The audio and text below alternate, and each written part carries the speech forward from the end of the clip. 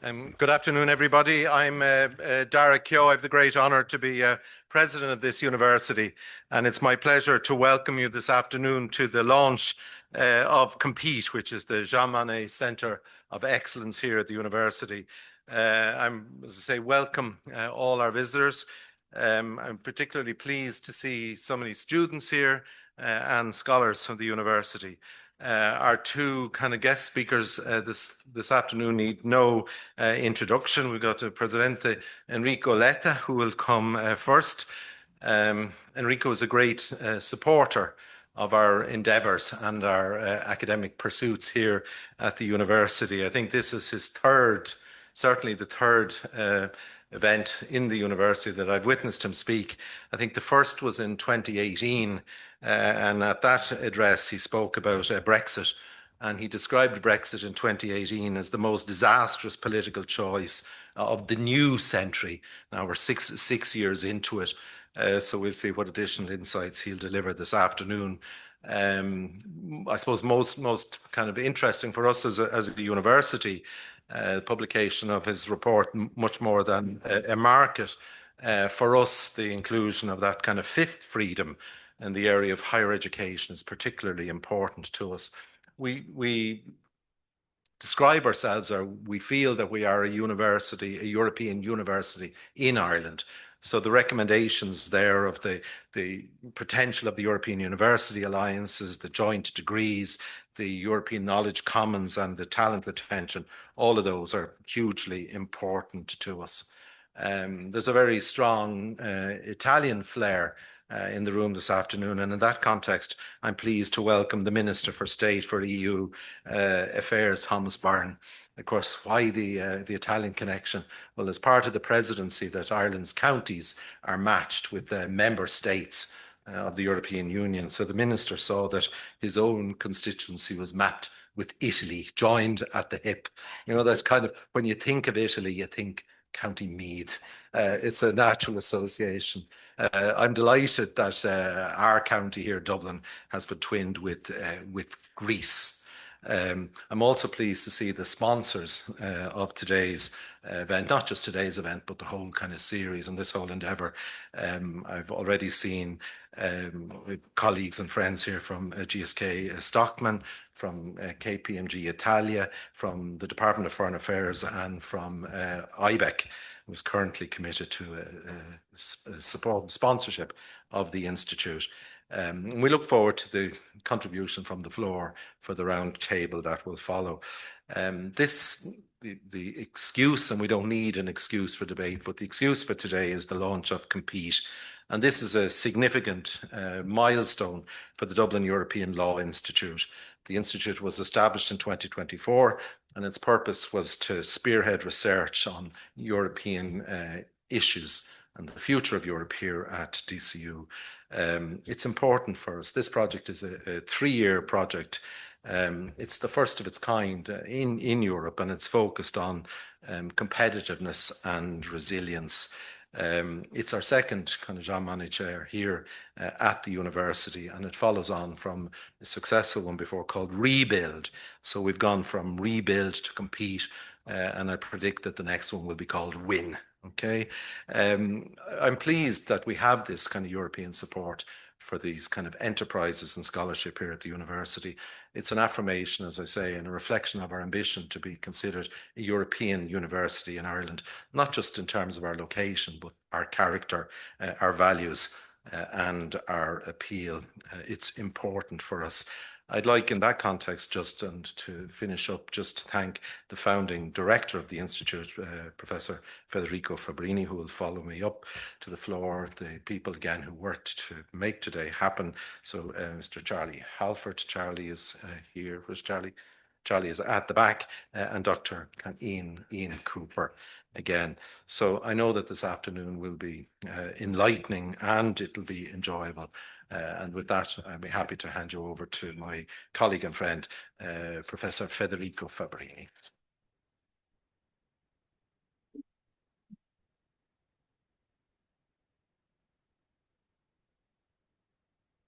Thank you very much, Dáire, for giving me the floor. Ladies and gentlemen, Your Excellencies, Minister Byrne, dear Thomas, President Letta, caro Enrico, dear colleagues, dear students. It is a great honor for me to inaugurate today the new DCU Jean Monnet Center of Excellence Compete and to welcome here so many distinguished speakers and dignitaries.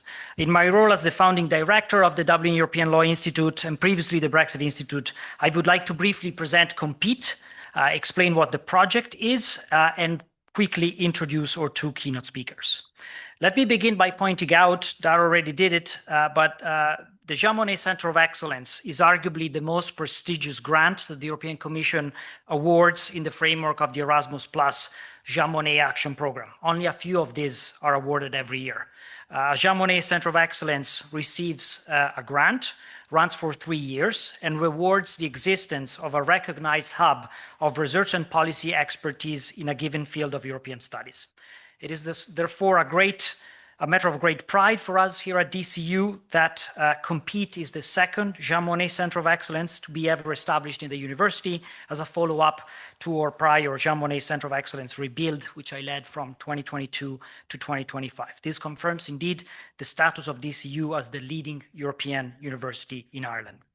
Compete is an acronym that stands for competitiveness, opportunity, and money, promoting the economic transformation of Europe. You can read it perhaps on the pop-up on your right. As the name suggests, the goal of this project is to explore options and challenges to enhance the economic prosperity of the European Union by deepening the internal market and boosting its competitiveness and resilience. The Jean Monnet Center of Excellence brings together almost a dozen colleagues from across the Dublin European Law Institute with expertise that range from EU trade law and strategic autonomy to EU internal market and company law, EU banking and finance, EU fiscal, social and industrial policy, as well as EU defense and transatlantic relations. Because of our thought leadership in the field, the Jean Monnet Center of Excellence Compete is also designed to serve as a hub for partnership with the public sector. And in this respect, I am particularly grateful that today's event has been financially supported also by the Department of Foreign Affairs, which in 4 months, of course, takes over the rotating presidency of the Council of the European Union and plans to make competitiveness one of the core themes of the presidency. Furthermore, thanks to its expertise and focus on policy-relevant issues, Compete wants to be a go-to place for businesses and corporate organizations which are interested in navigating or uncertain economic times. For this reason, I am pleased to acknowledge the involvement and the support of several partners, namely GSK Stockmann, who has been on our side for many years, IBEC, which started this month a 3-year sponsorship of DELI, KPMG, which is supporting this initiative. And because my president is sitting in the first row, I hope we can expand the list and bring on board new sponsors and partner too. Extra money is what, of course, we always look forward to strengthen our research capabilities. Jokes aside, let me mention that the vision that underpinned the establishment of Compete is the one that inspired 2 high-level reports written by 2 compatriots of mine, Enrico Letta report entitled Much More Than a Market and Mario Draghi report on the future of European economic competitiveness. These documents call for the European Union to leverage the potential of the internal market, our greatest asset, deepening integration in sectors that to these days remain fragmented, such as capital markets, energy, and telecoms, simplifying the regulatory framework, developing new harmonized rules, such as a 28th regime for companies, but also unleashing private and public money to foster innovation in Europe. This agenda remains very much at the core of EU action, and just on Thursday last week, as you know, the European Council held an informal meeting to advance discussion and develop concrete ideas and timeline to achieve a one market in one Europe by 2028 at the latest. Enrico Letta, of course, was one of the guest speakers at the European Council meeting just 3 days ago, and the timing of this event, therefore, could be perfect, and we're truly grateful and honored that he has agreed to come to Dublin and to speak to us today. Enrico really needs no introduction, but let me just say a few words since he flew all the way from Rome to be with us. A former Prime Minister of Italy and former leader of the Democratic Party, he was also over the years member of the European Parliament and of the European Parliament and held various governmental positions as Minister of EU Affairs, Minister of International Trade, and Undersecretary for the Presidency of the Council of Ministers, often the youngest ever to hold those jobs. Enrico, however, is also a scholar. He holds a PhD in European law. He runs a research center in Rome called AREL. He directed the Jacques Delors Institute, served as the Dean of the School of International Affairs at Sciences Po in Paris, and is now the Dean of the School of Politics, Economics, and Global Affairs at the Instituto d'Impresa in Madrid. Furthermore, Enrico is indeed an old friend of Ireland and of the Brexit Institute and Dublin European Law Institute. This is the third time he comes. The first one was exactly 8 years ago to yesterday, and he also participated at various of our activities during COVID-19. So I'm truly grateful, Enrico, that you have agreed to come back despite your busy agenda.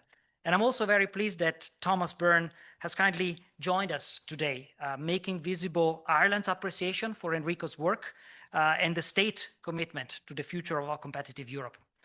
Thomas Byrne is Minister of European Affairs and Defence within the Department of the Taoiseach, a position he has held since last year and that we previously held between 2020 and 2022.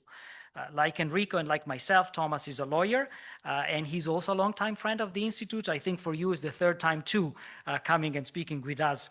And finally, on a more personal note, let me disclose that Thomas also speaks Italian pretty well. So this is indeed a little bit like a family reunion, as Dáire said previously. On that note, let me bring my presentation to a close. Today is an important day for us at DCU European Law Institute, and we are excited to launch our new Jean Monnet Center of Excellence, Compete. But of course, what lies ahead of us is 3 intense years of work and engagement. Europe's economic model faces unprecedented challenges, and some of the latest development, including potentially an intergovernmental turn in the internal market, are matters that worries me to some extent. So I remain convinced that academics and policymakers need to work hand in hand to secure a prosperous future, and through Compete, we hope to contribute with ambitious ideas to join this effort. For these reasons, once again, I'm thankful to Enrico and Thomas, who will speak one after the other. I'm grateful that they have agreed to join us today, and I would like to ask the audience to welcome them with a big round of applause. Caro mille magna. Caro Enrico.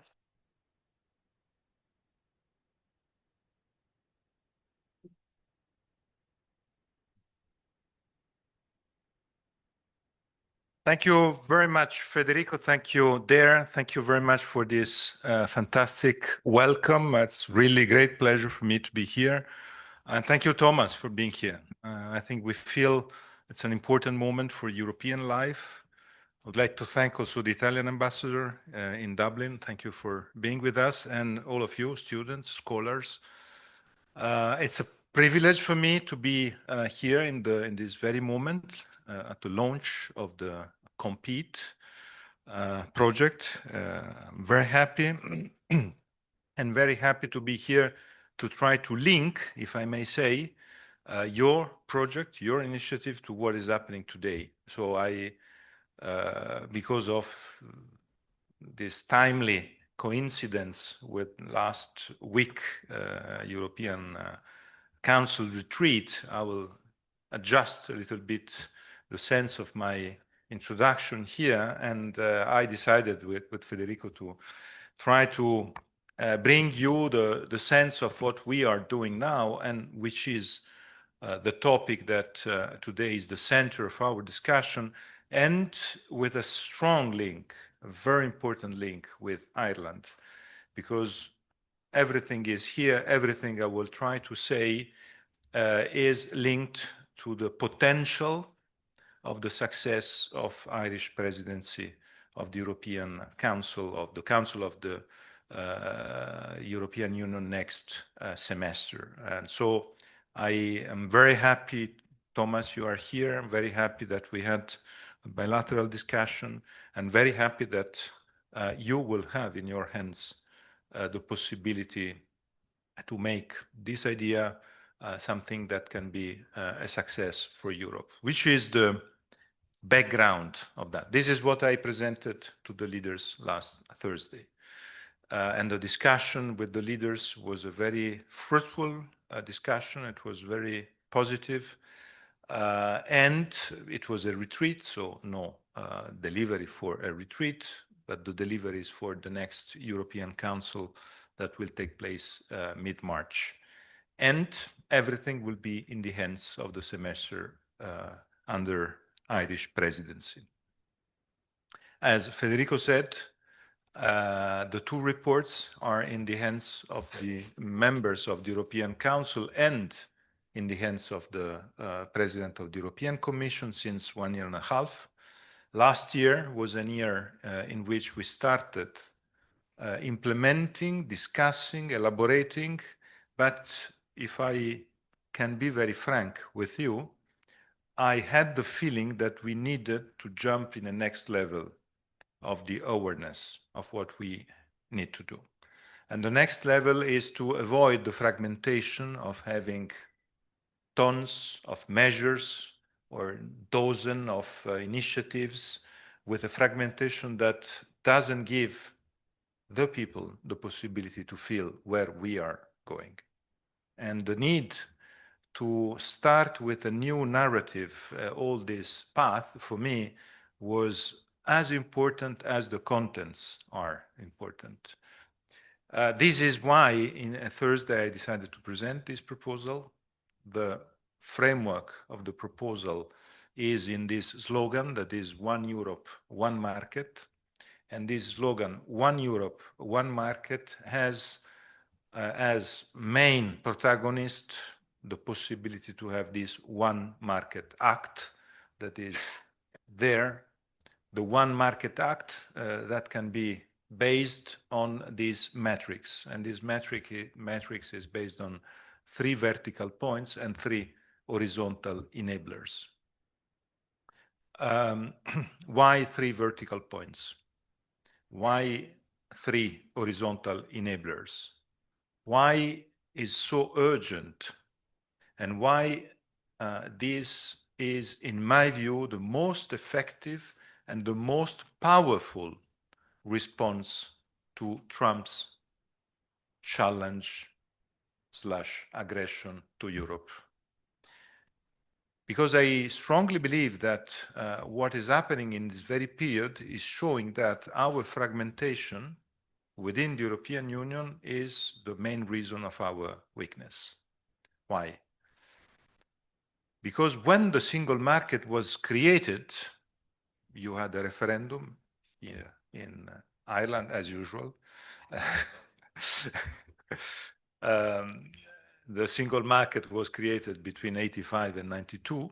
It was the main, I would say, realization of Jacques Delors, the big architect of the modern European integration. The main idea was it was a great idea to have a deadline. The deadline was 31st of December 92, and to say we mobilize energies to get through this deadline the elimination of borders within the European Union. And for me, it was a little bit sad to pass the border here with the passport, by the way, arriving from Rome. But it's I know all the story, and I know very well how complicated it was. But the strength of this idea of the single market was to eliminate borders completely and to have, as you know better than I do, the 4 freedoms, freedom of movement of goods, services, capitals, and people.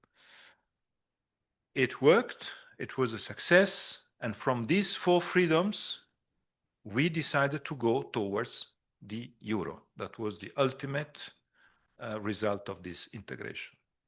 But the world has changed.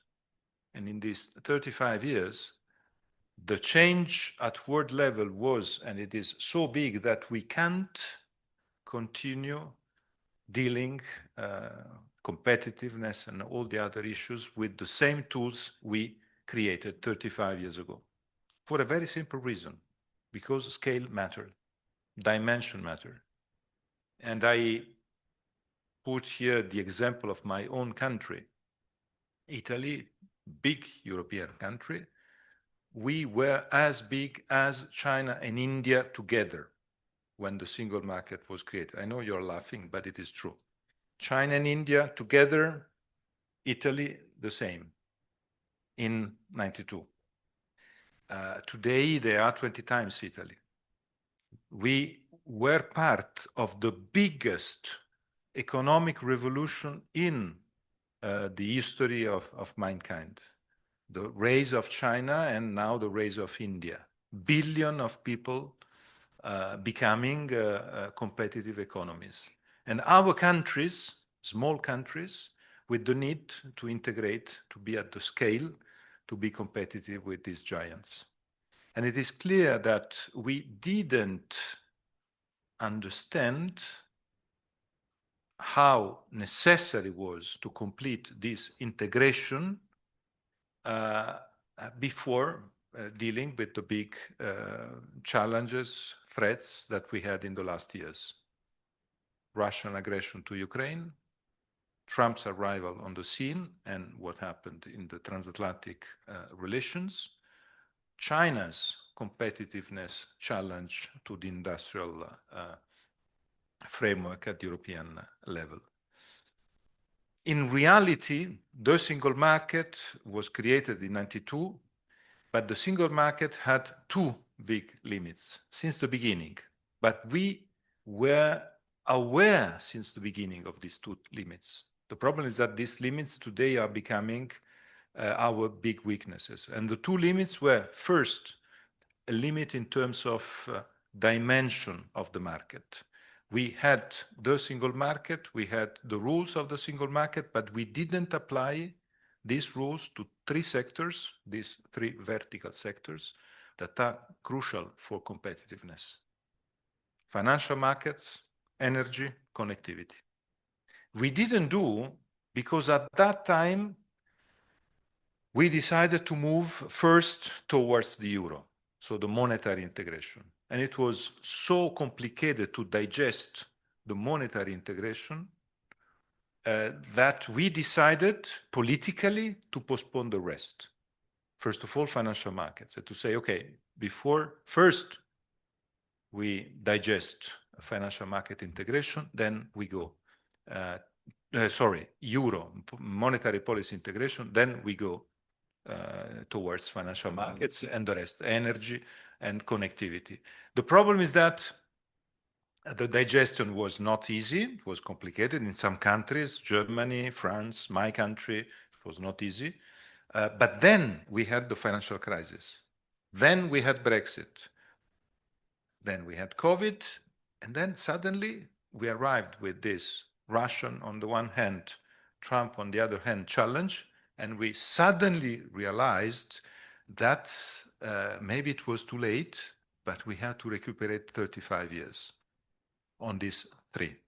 On energy union is so evident that the lack of an energy union is the reason of the high prices of energy and all the totally asymmetric situation of prices of energy. My own country, Italy, pays 5 times energy in comparison with Sweden. 5 times it doesn't work. But there's a second limit. The second limit is based on the essence of the single market. I said the single market, 4 freedoms: goods, services, capitals, people. But in reality, these 4 and this quadripartition is a quadripartition with a big limit. And the big limit is the big limit related to the lack of the intangible. And today's economy is based on the role of the intangible. If we give a look to goods, services, capitals, and people, it's very complicated to see the intangible there. It's the economy of last century. This is why you see there the 5th freedom as the first big enabler. Innovation, knowledge, the university world will play a fundamental role. I discussed with the Taoiseach Belgium last Thursday about one, for me, of the most important deliverables of this matrix on the fifth freedom side. That is the creation of a European diploma and status of European researcher. We don't have it today. We have national diplomas.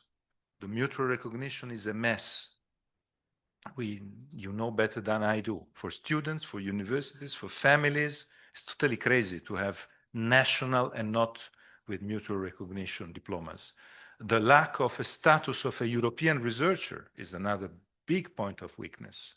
So, and these are topics that are very concrete, because I know very well when we discuss about single market, it's very complicated to give people the idea that we are discussing of something that is daily life of every citizen, as it was for 92.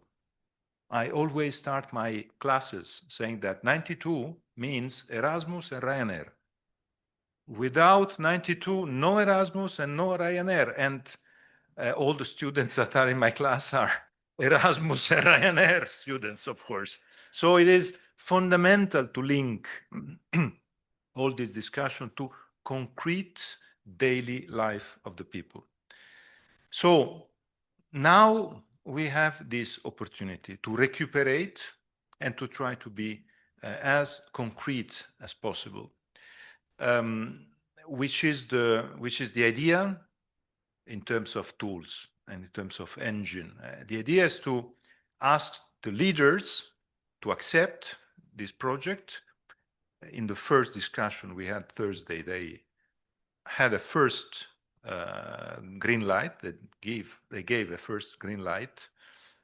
Then, and this is the key point, and for you lawyers, I think it is a very interesting point, how to get this without treaty changes. Because it is clear that today we can't, in front of what is happening from Putin on the one hand, what is happening from Trump on the other hand, has a response, say, okay, we open a big institutional discussion within Europe. It's not feasible. Politically, it's not feasible. It would be a Pandora box. We have to use the present tools. And by the way, the present tools are powerful tools. I would like to underline what happened in December. 19th of December, European Council, complicated decision on how to support Ukraine. We took a decision with two revolutions in one decision. First revolution, Eurobonds to help Ukraine. Second decision, enhance cooperations for the first time for a big decision.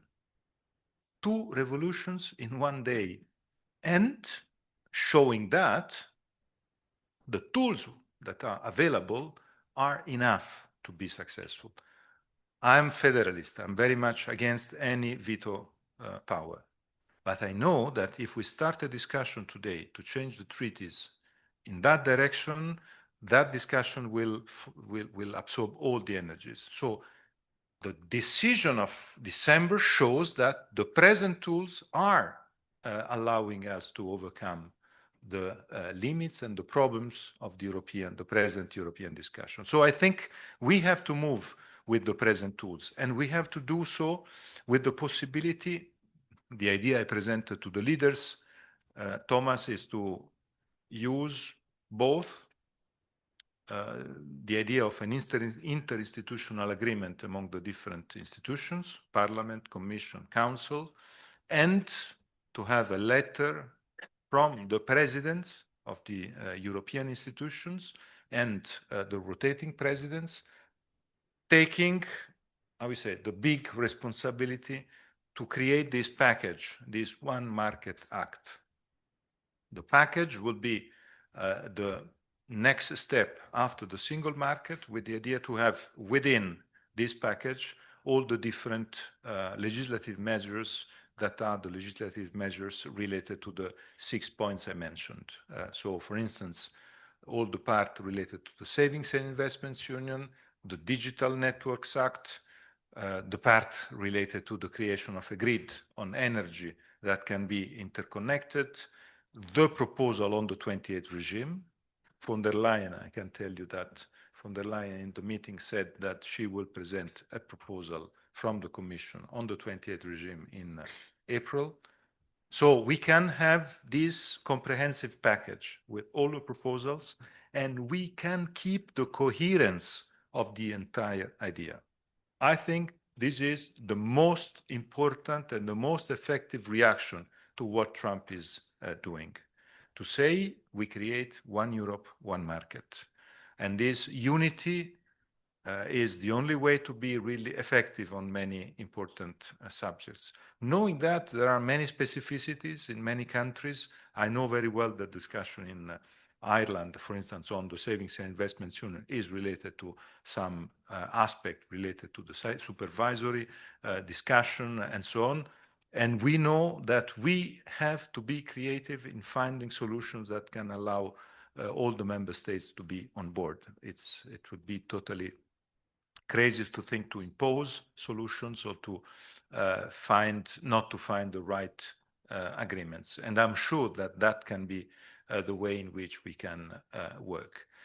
My conclusion on these aspects, on the potential of what we have in front of us, is that if we go in that direction, we are able also to have a very important change. And the very important change, sorry if I am a little bit tough in my wording, is that we have to stop only reacting. We have to act as Europeans. The most important achievements of the European Union were actions. The single market, the euro, actions, not reactions.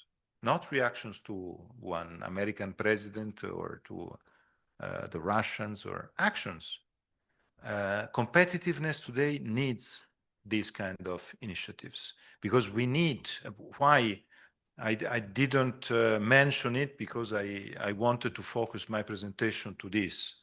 But if you read the report is in the website of the European Council. The report is built on a cost of non-Europe approach. On these three fields, I can stay 1 hour each of these fields, presenting you numbers, figures of the cost of being 27, not one. I want to give you just one example, the example of one topic that is a little bit parallel to that, even if we have to create a link, that is the topic of defense.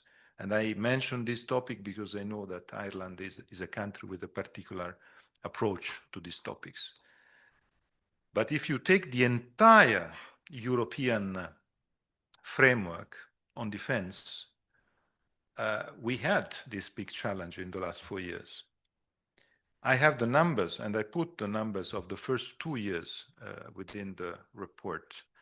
And these numbers are showing that because of the fragmentation, we have 27 defense industry systems. We have 27 defense systems. We needed to help the Ukrainians. We took the political decisions to do so. We bought military furnitures to help them. And we needed to buy these military furnitures now, not in 5 years' time. So we needed to allocate money and to spend this money to buy now. And the figures are, we spent 140 billion euros in the first 2 years, money of the European taxpayers. And because of this fragmentation, we were obliged to buy non-European military furnitures for 80% of these 140 billion euros. So in a nutshell, with the money that we allocated to help Ukraine, we created jobs in Michigan, Pennsylvania, Turkey, and so on, and not in Europe. This is a simple example of the cost of fragmentation in non-Europe. But I can give you tons of examples in all the different aspects, on energy, on telecoms. Let me conclude on this point on telecoms, because for me it's a crucial point. I was there in the 90s. Many of you were not even born in the 90s. But I assure you, in the 90s, we were the leaders of the world on telecom with Europeans. I know it seems a little bit strange today, but we were the leaders in the 90s. All the brands were European brands. We were the leaders, and we lost. Why we lost? For the very simple reason that we decided to be fragmented. The world was becoming giants and competition among giants. You know, today the figures, first of all, today we don't have European brands. We have two brands within some of the aspect or the most technical aspect of our mobiles. These two brands are one based in Helsinki and one based in Stockholm, so Nokia and Ericsson. But you know the figures, you know how many clients in average have each European telecom operator in comparison with a Chinese or an American. Because we wanted to be fragmented. Of course, we wanted to be helping the consumers, and we are happy as consumers. But if we are happy as consumers, but the industry is totally destroyed in terms of capacity to be competitive at world level, it would be very complicated to be independent. A Chinese telecom operator, each Chinese telecom operator has an average number of clients of 467 million clients. Each American operator has an average number of 107 million clients. And each European telecom operator, because of this fragmentation in 27, has an average number of 5 million clients. 467, 107, 5. It is clear that it's impossible to compete with this number. We compete in some fields. There's one field, very technological, in which we win, Airbus. But why? Because we don't have the Italian Airbus, the Irish Airbus, the Swedish Airbus. We have one Airbus. And nobody can say this Airbus is Swedish or Portuguese. It's European, and it wins in comparison with the other big competitors. And it is clear that there's a possibility to put together the big and the small. I'm not advocating for Europe as the US, all gigantic. Europe is a fantastic mix between big and small. Fantastic big mix between big and small. But we need a big that is bigger. Otherwise, if the big stay national, as national champions, it is a problem for the big and for the small. Let me conclude with one image. I would like to leave you with this image, because what I said is not only something that is related to competitiveness and to these results. What I'm trying to share with you is a common sense of values that are fundamental at European level. And to prepare the report, I had the big luck to have Jacques Delors as my last meeting with him. He passed away 3 months after I started this work. And I asked him what I have to do to prepare this report. That is a report to strengthen your big, we say, realization that was the single market. And he told me, the most important part is, first of all, you have to be aware that there is no single market successful without cohesion policy. And that was for me a big signal, very important signal. Second, you have to travel. Do not close, do not lock yourself in a Brussels building to write the report. You have to travel in all the different member states and not limit yourself to go in the national capitals. because in the national capital, sorry, ambassador, he told me, you will meet only ambassadors that will tell you that everything is going well. You have to go in the regions, in the provinces, you have to meet people. This is why I decided to put this name, much more than a market, because it's more than a market. The single market is the people. And traveling, I want to tell you that for me, the most intense emotion was to pass the borders, the historic borders, the border between France and Germany, the border between Italy and Austria.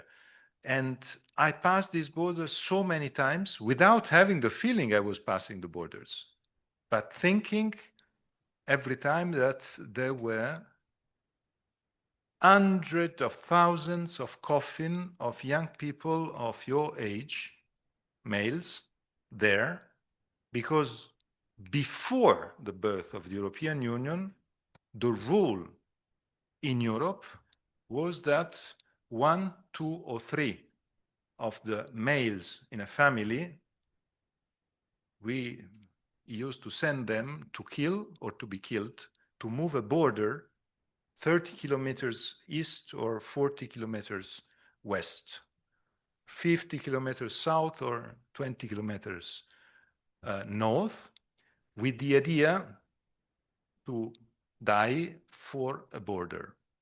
And this is not rhetoric. This is the truth. The European Union closed forever hundreds of years of history, bad history. Today, unfortunately, history is coming back. If you tell Russian families or Ukrainian families, they have hundreds of thousands of young people that are dying for the same reason. And we want to preserve this great value that is the freedom, and the freedom to consider that the European Union is there as a great peace promoter, and peace within Europe and out of Europe is, at the end of the day, the main mission of the one market and of this one Europe, one market. Thank you.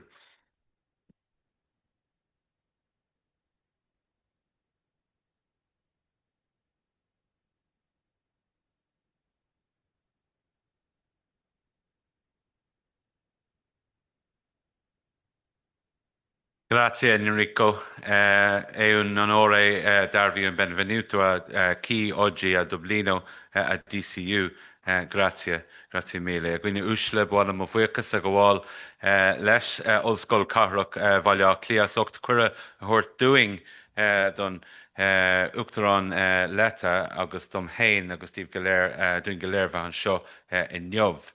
I want to thank the team and DCU, including Professor Keogh, the President, and Professor Fabbrini for the welcome on this auspicious day.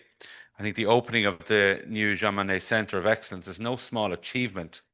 There's only a handful of institutions receive this title and funding every year, and it recognises DCU as a focal point of competence and knowledge on issues that are critical to the European Union. And indeed, as somebody who was here, as Federico already said, as Europe Minister previously during Brexit, I was Minister for Sport in between the two times. There was a little bit of relief from the major challenges. But in that time, the work of DCU, of the Brexit Institute, was really, really important in navigating those turbulent years. And unfortunately, Enrico, it is because of our, well, fortunately or unfortunately, it's because of our free movement with Britain that we insist on Italians showing their passport, or everybody showing their passport when they come into Dublin airport. So I apologise for that, but we've had to make some compromises along the way, and free movement on the island and with Britain was seen to be very important. And I want to thank indeed all of the governments of the European Union at the time and the member states and in the European Parliament for showing tremendous solidarity with Ireland to make sure those specificities were protected during Brexit. You've developed a lot of expertise during the Brexit years, and I think that will be of significant assistance as we move forward with economic challenges that Enrico has set out, and economic opportunities as well that have been set out. competitiveness is one of the biggest challenges facing the European Union today, and that is about our economic future, our economic security, the jobs that we almost get when we leave universities. Last week, as already been said, the EU leaders gathered for a focused retreat on competitiveness, and it is just wonderful to see, Enrico, an outline of the work you did last week, bringing the leaders together. I mean, people talk about what's the point in talking and what's the point in meeting and in conclusions, but you see real focused work was going on last week in trying to bring not just ideas to the table, but timelines and deadlines for these ideas to be implemented. And I think a name as well that I think is really, really good, the one market, one Europe, one market. I know the Taoiseach appreciated the discussions. He texted me just as you were about to meet, and we're determined to make good progress. And the Taoiseach thinks that this is an area that we can make, Ireland can make progress. And it's something that Ireland is known for in terms of our business potential, our economic potential, and we can do work on this in a really successful way. And I think that Ireland is a blueprint of what can be achieved when the single market's embraced. And I remember the constitutional referendum. I do, actually. I was 10 years of age. I also studied in law school the constitutional case which forced the government to take the referendum. At the time was a man called Crotty.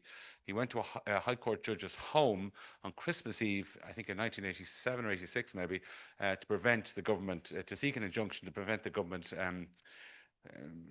ratifying the Single European Act at the time, and was ultimately successful in the Supreme Court in forcing a referendum on the issue, actually. And I distinctly remember actually going down in the car to the polling station with my parents, and there were posters up, vote yes. I think the SEA was written on all the posters, Single European Act. And I remember asking my dad, why are we voting yes for this? And he says, well, I want to make sure all of you have jobs in the future. And I think when you look back at the 1980s in Ireland, that people of my age will remember, like at the same time we were voting yes to that, I remember in the estate that I grew up in, farewell parties for people who were moving to America, probably moving illegally, actually, in many cases to America, if we're truthful about it, to work as au pairs, to work in bars.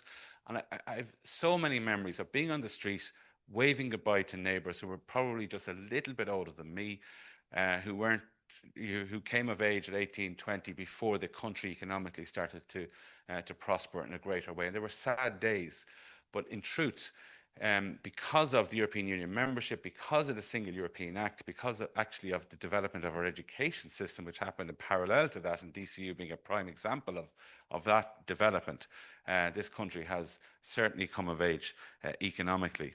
And I think that we should never take that for granted. We should continue to work at the cutting edge of European politics to make sure that we are shaping this, and also that we make sure that we know what side our bread is buttered on. There are all sorts of voices out there, not very successful in Ireland, certainly at the moment, in terms of trying to put a negative narrative into the European space, but they succeeded very successfully across the water in the UK. And we cannot afford to let that happen, because we cannot have that economic stagnation that we had right up until the 80s ever come back again. And the reality of the single market is that it gives Ireland access to 450 million people, and there's no equivalent anywhere in the world, and it is transformational.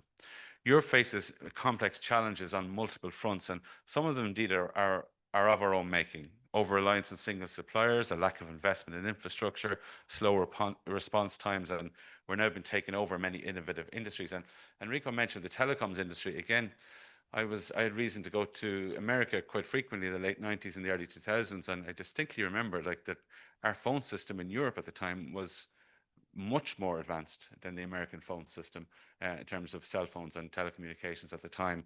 And I remember as a young person that coming of considerable surprise to me that we were ahead of the USA at the time, but unfortunately that has not, as Enrico said, not continued.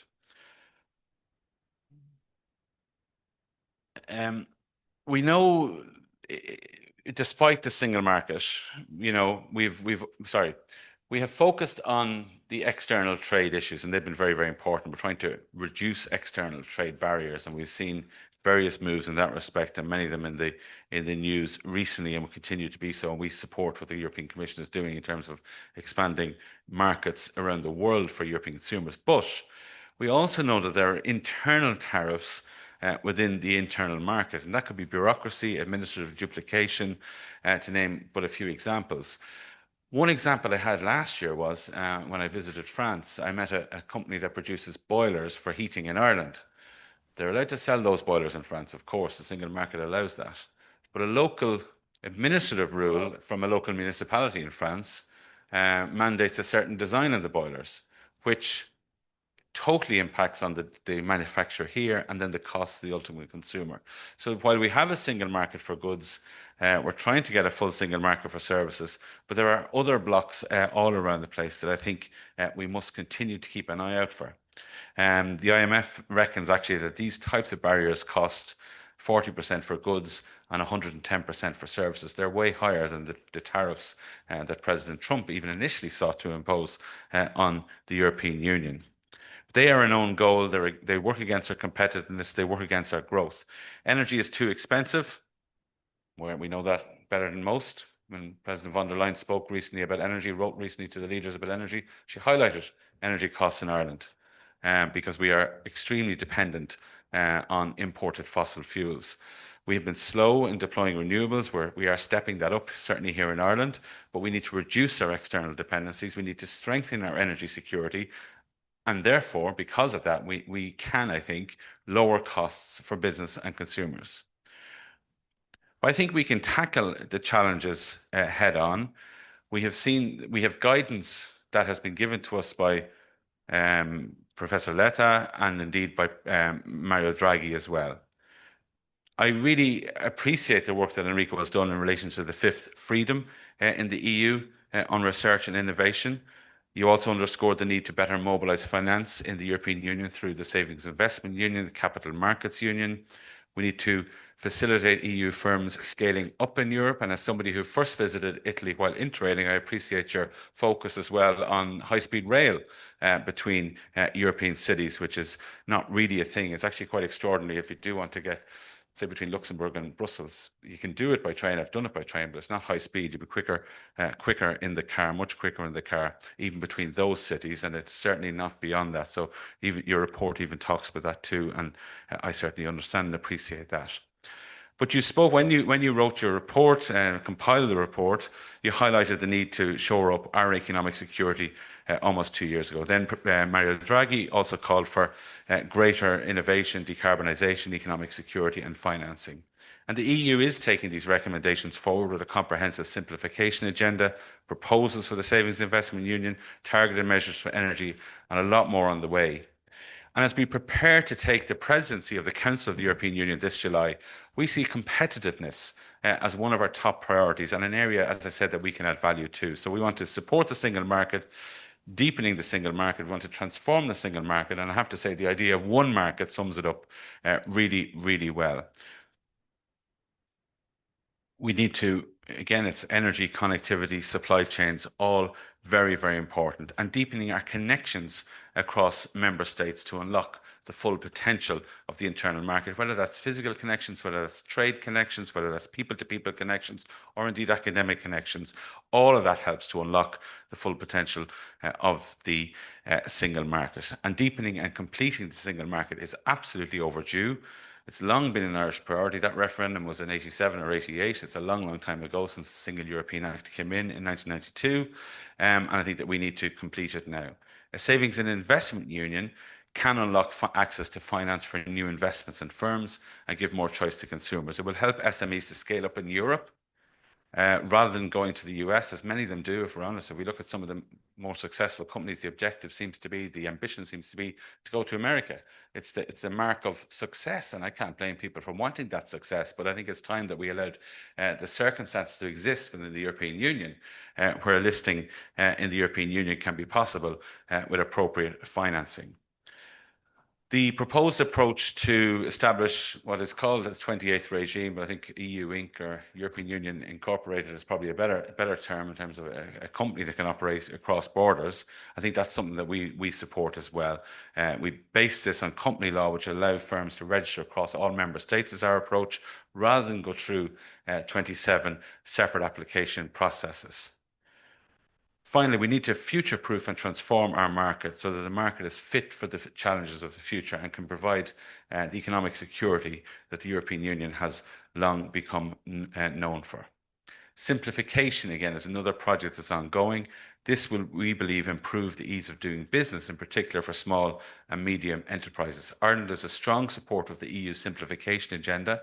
We think this is important, that we have streamlined regulation, but we also feel the need to maintain our high ambition in terms of environmental protection, human health and other standards. And during our presidency, we'll work really, really closely with the European Parliament to drive this agenda forward, because it's one thing the leaders meeting in Belgium, the member states meeting at the council, the commission issuing its proposals, but the parliament is there as well. And we're going to be engaging really, really strongly with the parliament to ensure that we can deliver all of this. In terms of our market as well, in terms of the simplification agenda, in terms of meeting the needs for economic futures, we want to be able to deliver affordable housing and critical infrastructure domestically in a better way. And we think that there are aspects of European law simplification. There are aspects of how we do business in the European Union that can assist these functions of the state and of the municipalities. Ireland supports strong horizon funding and competitiveness funding in the next long-term EU budget, the multi-annual financial framework. Greater investment in future technologies and innovation, like the work carried out here in DCU, will keep us at the cutting edge of research and development. And it's really vital that we remain open to trade, that we continue to make the case for trade, that we diversify our trade and partnership agreements while taking into account legitimate concerns that people have, but working through those and trying to get solutions to ensure that, again, we can be open to the world and make sure that we're not dependent on one trading partner, on the whims of that one trading partner, I should say, as well. Now, there is a growing push to start to apply a European preference, or Europe first, or made in Europe, made by Europe approach in our policy. Now, it is obvious that the status quo has changed, and we must remain vigilant to threats, particularly strategic dependencies for certain critical goods. But we must also recognise that we continue to benefit from openness, knowledge transfer and collaborative research across borders. And I think it's important that we appreciate the importance of all of our European companies and the goods and services that are produced by European workers all across the European Union and European companies in different circumstances. Look, the Jean Monnet Centre here will be an important location for applied research in the times to come. I'm confident that its work can help inform our debates. It can help inform the government position from time to time as we strive to enhance European competitiveness in the years ahead. Strong public support for the EU continues to exist in Ireland, and as I said, we cannot take that for granted. But in looking ahead to the start of our presidency, to the semester starting on the 1st of July, the government is determined to deliver an impactful presidency. As the Taoiseach said when the government was formed, and he put a high priority on the presidency even a year ago when the government was formed, he said this must be a presidency defined by action. Well, President Letta has set out some of the actions that are required in terms of in this area during our presidency. Many of the conversations in this field is taking place. They're taking place here in DCU. Look forward to being part of them again, perhaps, and reading the work that you do, listening to the debates that you have, and understanding the knowledge that you put forward. Grazie a voi, Enrico, per il vostro sforzi per il futuro economico europeo. Gormila Mahavid, 100.000 benvenuto.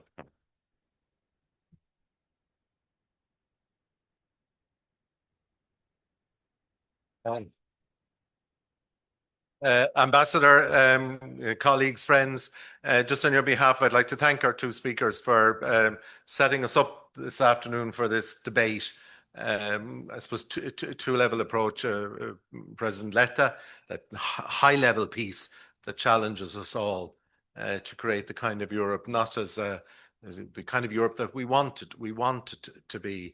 And then the Minister about kind of Ireland's response, and rooted not just in his own kind of personal experience, but for somebody in the driving seat in a way, able to deliver Ireland. The ambitions for the presidency, of course, are massive. And the hope to, and the challenge to the university to respond as we should through this kind of new centre. So we have a kind of wonderful beginning, and now I'd like to kind of invite my colleague, Professor John Doyle, is the Vice President for kind of research in the university, who lead us in the next section of the afternoon. Thank you.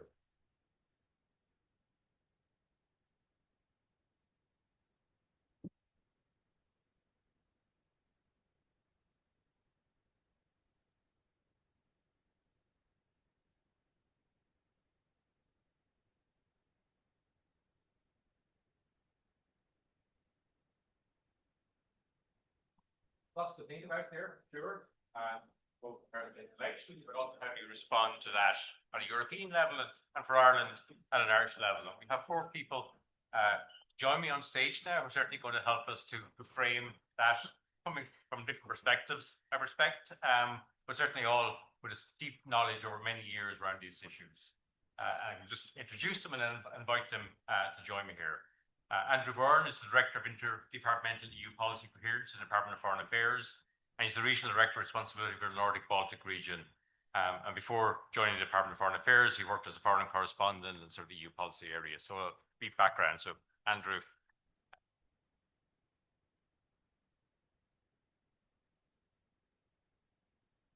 Massimo Fabio is an equity partner in tax and legal at KPMG in Italy, where he focuses on international trade and tax. He serves as the EMEA leading partner for trade and customs services and sort of deep knowledge in terms of the whole building of the market for goods and services, but where we go next that. So Massimo, very welcome.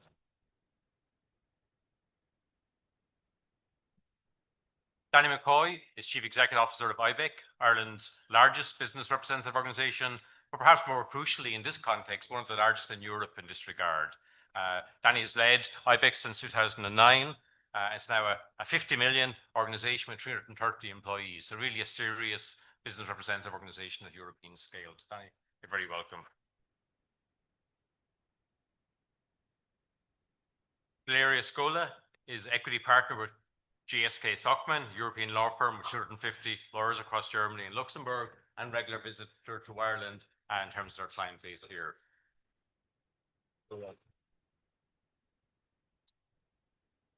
So you can see from their professional background, people are going to bring different perspectives and areas of expertise to this debate. And I was struck when I was listening to our two speakers. You can't go to Brussels for longer than 15 minutes at the moment without being engaged in a debate around competitiveness. And every aspect of the debates around Horizon Europe, around the European research area, it's at the heart of it. And it is sort of still an area where too many of our PhD students, too many people leave Europe to do their PhD, too many of our early career scholars leave Europe to follow their studies. And yet Europe still is an innovative scholar. In terms of the innovation within our universities is as good as anywhere in the world. We can brag a little bit given here, I mean, DCU is Ireland's leading university in terms of the level of commercialization that comes out of our research as on basis of scale. But we know that much, much too early in their journey, those intellectual discoveries in the universities are spun out to American finance houses because of the availability of supportive. So instead of getting the benefit of those intellectual breakthroughs on the European continent, people are in fact, some choose obviously to go to have that experience. Some of them do see it as a badge of honor, but many are forced to go because of the lack of a sufficient investment regime in Europe that can support that at the scale that's necessary to achieve this. I was glad in terms of both Enrico's earlier work and his contribution today that he talked about sort of social cohesion and the freedom to stay, because we focus on the right to be mobile, and that's an important one, and Erasmus is the heart of that. But the counterpoint to the right to be mobile is the right to choose to live, to raise a family, to work, to study in the region in which you grew up. And that's often been lost in this debate. And we spoke in terms of DELI's sort of, I suppose, predecessor or organization, or DCU Brexit Institute. I think it's not too much of a stretch to say that the lack of social cohesion in our nearest neighbour was at the heart of the electoral analysis of support for the Brexit organisation. People felt that 1973 was the beginning of deindustrialisation in Sunderland and places like it. Had very little to do with the European Union and much more to do with their own governments, but people's life experience was joining the European Union and seeing a lack of focus in the highly centralised economy around the City of London. So I think that sort of balance between, as we sort of look to compete the single market, that we do so in a way that's meaningful. And I think the both the title and the essence of Enrico's sort of model of how a single market can be completed. It has that human dimension is absolutely crucial. And I suppose the final one in terms of the notion of in terms of competitiveness, I think for too many years in Europe, we have probably invested too much European money making diesel engines 1% better, while China was inventing electric cars to be built by the million, not by the thousand. And so it's not that we haven't had that focus, but we haven't had the scale to deploy it in the way that we should in universities and elsewhere. So I'm going to start by asking our panel to give some sort of area reflections. I'm just going to go, we sort of in planning this, we said we just go with sort of first name, alphabetical order because there was no logical basis for any other decision. So Andrew, the floor is yours. And then we'll have a little conversation here, and then we'll throw it over to you. So you'll have plenty of time if you have questions or comments you want to make at that stage to our panel. Please hold those, and we'll turn to the floor. Thank you, John. And just firstly, just a huge thanks to DCU, to Federico, and the university, to Professor Keogh for the welcome to be on this panel. It's a huge honor to be here with Professor Letta, and thank you for your remarks. And just also congratulations to DCU on the launch of the centre, the Jean Monnet Centre of Excellence. I think it's going to be a very important part of the formation of ideas and intellectual capital that informs Ireland's positioning on these issues going forward. Maybe just I'll speak briefly because I think there's a very august panel here, and I know there'll be discussions with the audience. Thanks to all of you for being here as well. Maybe just a brief word of introduction. I am the Director of EU Policy Coherence in the Department of Foreign Affairs. That's a fairly small unit, and what we try and do is bring a whole of government coherent approach to EU policy initiatives that are increasingly cross-cutting and horizontal in nature. That's increasingly the case with a lot of the Commission's proposals, where traditionally there might have been a proposal that affects just one department. Now we're seeing proposals that affect multiple parts of government. And what our unit tries to do is to ensure that all of the voices and expertise and stakeholders as well that are relevant to that proposal are engaged. We have the lead for the coordination of the simplification agenda across government, so we work closely with the departments in that area, and our unit also jointly leads with the Department of Finance on the negotiation of the EU's next multi-year budget. I might just speak very briefly, if it's okay, John, just on, I guess, flowing from the Minister's remarks on the context and the Irish presidency priorities. It's been, 25 years or more we've been speaking about the completion of the single market, and yet the stories we hear about the barriers remaining persist. As the Minister mentioned, these costs of internal non-tariff barriers are accounting to approximately, it's estimated, from a low estimate of 45% tariff on goods to over 100% on services. And you hear these stories, you read about them in the newspaper, of the barriers existing. One I heard recently was that since the birth of the single market, only, I think, one French baker has had their certification recognized in Germany. Now, this could be a terrible slur on the Guild of German Bakers, but I suggest it's just one, I suppose, colorful example of the barriers that remain and that we need to address. Maybe briefly on the political context, I think the informal leaders retreat on Thursday was a really important moment. And thank you again to Professor Letta for leading the discussions there. As the Minister said, we will take this one market narrative, one market, one act narrative, and consider how it can bring a coherent narrative to what is, as you said, a very long list and fragmented list of initiatives that could be considered. I suppose we are fortunate that many of the issues that you outlined today in your remarks, and which the Minister echoed, are closely aligned to concerns that Ireland has had in this area for some time. Administrative burden, contradictory rules, improving financial services and investment, and ensuring open trade. And I think it was encouraging to see the discussion on European preference on Thursday perhaps being addressed in a more nuanced and reflective way than heretofore. Certainly our view is that where there is a case for that, it should be applied in a targeted, time-limited and evidence-based manner. Maybe just briefly on our presidency and how we're trying to make competitiveness a key focus and what we want to achieve.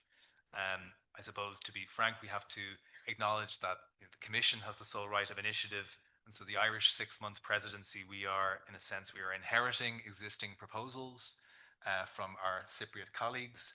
We have a 6-month time frame in which to make progress on them and to deliver on the ambition.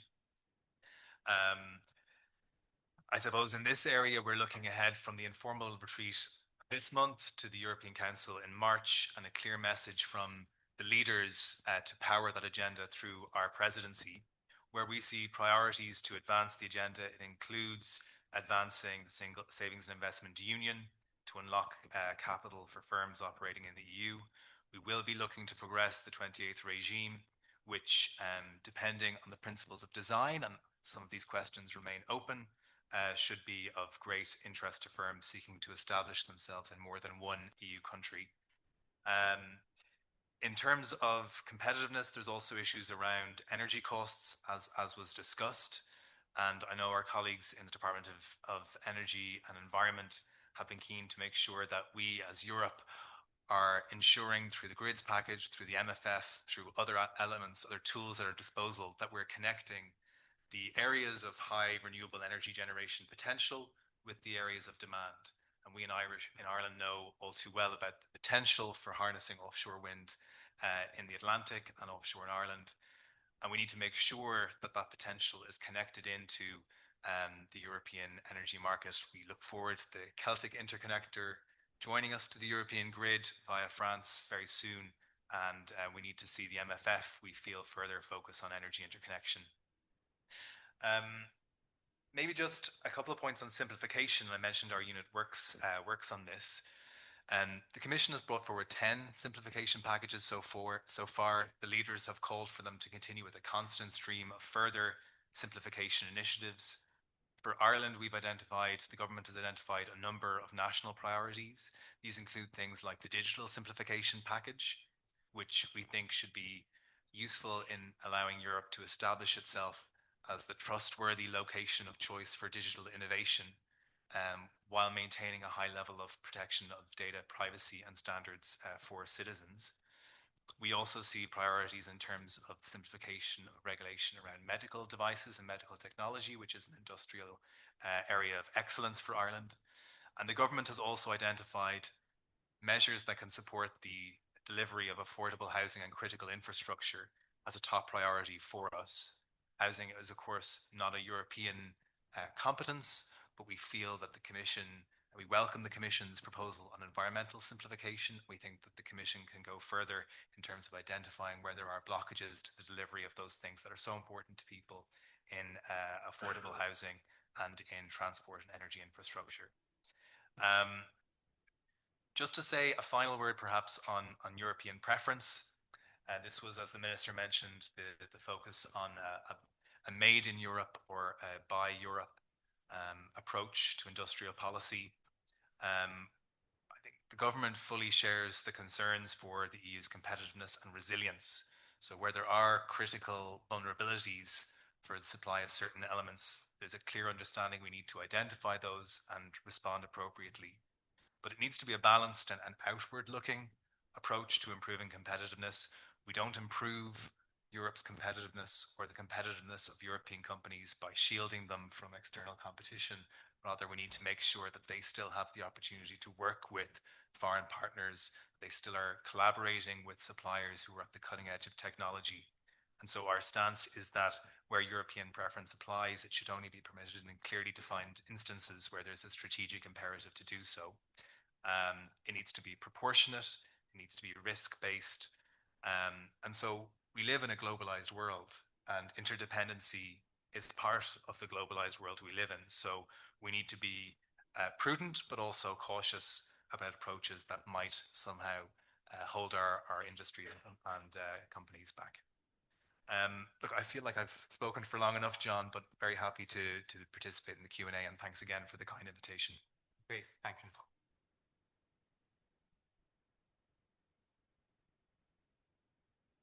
I suspect you've set up one or two questions there already, so Danny, the floor is yours.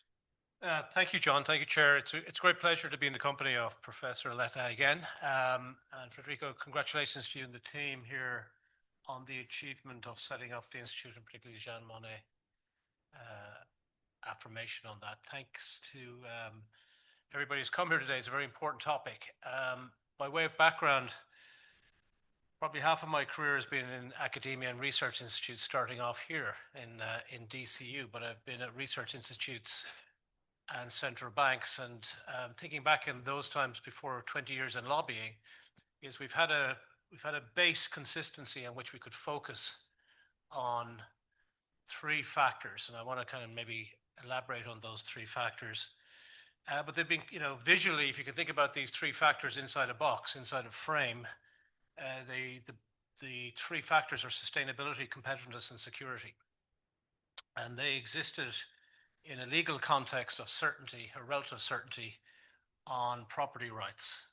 Those lawyers here, the importance for capitalism is having a good legal system for property rights have universality, exclusivity, enforceability, and transferability.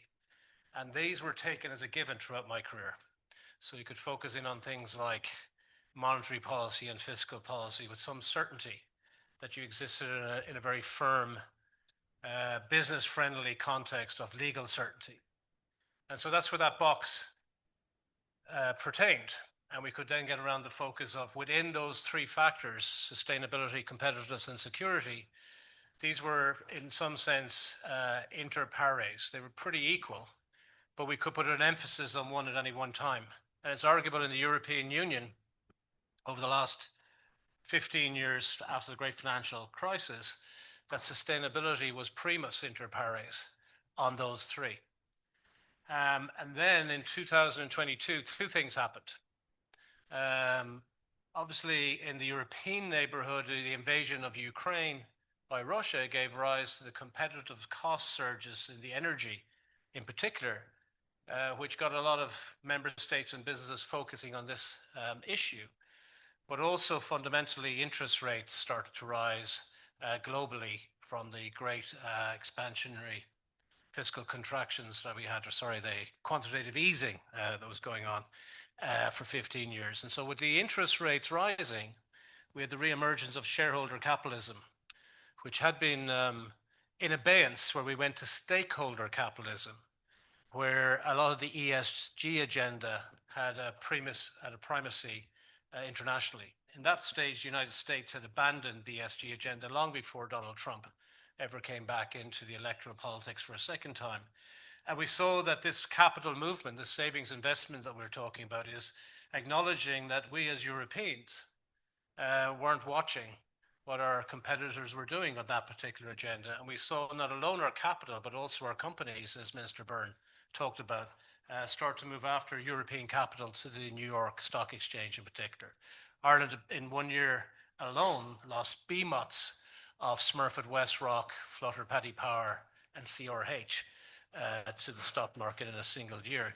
Evidence that something more than just Ukraine and Russia was going on, that we have to keep our mind in terms of competitiveness, in terms of the capitalist primes as well, which I would contend we need to keep central in our viewpoint. So then if the primus inter pares of these three things was on sustainability, and the United States had abandoned that sustainability 1 or 2 years ahead of us, we continued on as Europeans on factors that have great merit in themselves of corporate social responsibility in all its guises, and pay transparency, Green Deal, and so on. And we basically, like a team, were going the wrong direction to where the ball had gone to. And what we're seeing now is a kind of an attempt to reverse back, and Professor Letta's work on capitalizing on that great asset is the single market. And when we discussed in Dublin previously, I think maybe the Greeks, they come up with it rather than the Italian Romans in terms of those four elements, earth, wind, fire, and water. But they talked about the fifth element, the quintessential element, which is the ether. In this case, it's arguable that the fifth dimension, the fifth element, is actually that data and digitalization, fourth freedom, which is actually probably now the most crucial one in that time frame, as Professor Letta has laid out for us in the 35 years, how much has changed, and where that intellectual property and social cohesion that still remains the competitive advantage for Europeans.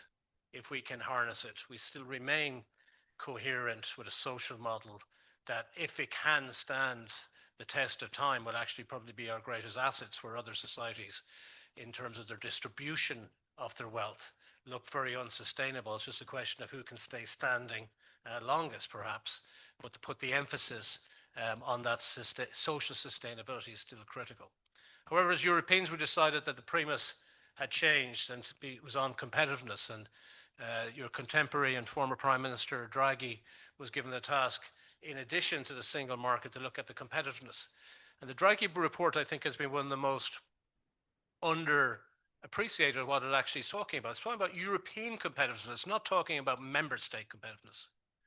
Member state competitiveness does not necessarily add to the sum of its parts if Europeans are only competing against each other. If Ireland is trying to be more competitive than the Netherlands or Slovakia or whatever, there's no guarantee that the sum of all those competitive efforts will actually add up to a European competitiveness. Europeans have to be competitive with countries outside of the European Union for the sum of the parts to add up. And so the Draghi report, and a bit like Professor Letta said today, has inherent factors which I'd be really keen that we talk about today. Is the thing that's changing so quickly is not the United States. Yes, Trump is in a very uncouth way tearing up a lot of the rules, but we're joining in too. As Europeans, we're having to respond. The trade deal that was done over the summer has torn up most favored nation, which is now, I see, becoming a European Commission policy. Nothing wrong with that as long as the citizens of Europe understand what that means. And lots of talk about various trade deals, be they Mercosur or India, but the rules of international trade are changing if you're not providing that base of the World Trade Organization, most favored nation state rules. It's a very fundamental plank that we've decided now as Europeans to follow suit. This is not a normative statement by me. I'm just stating that the rules of Europe are changing very quickly. In the Draghi report, the centrifugal forces of the cohesion era of Europe that tried to spread activity around the regions, it is now the sound of central pedal forces coming to play, where we're talking about moving from confederation towards federation. As somebody who runs a confederation of 39 trade associations, I understand the difficulties of bringing everybody together at any one time and see the extreme advantages of a federal structure once you're in the center and driving it. So Europe is changing on that particular premise as well, in terms of where state aid rules can be set aside to facilitate what's needed at a European level. This is fundamentally different for small open economies like Ireland. And from last Thursday, in addition to the confederation-federation issues, we're now talking about the movement of and use of enhanced cooperation as a very significant part. And that's before we get to the factors of European preference as well, which we need to contend with. So as Europeans, I appeal to us to think about Europe and what we're putting in place for Europe. We don't need to be thinking all the time about China and the United States. And in fact, I believe that in some sense, too late on that particular front, but not too late for us as Europeans, but we need to have a mature conversation of how, as Europeans, we actually set Europe up for the future.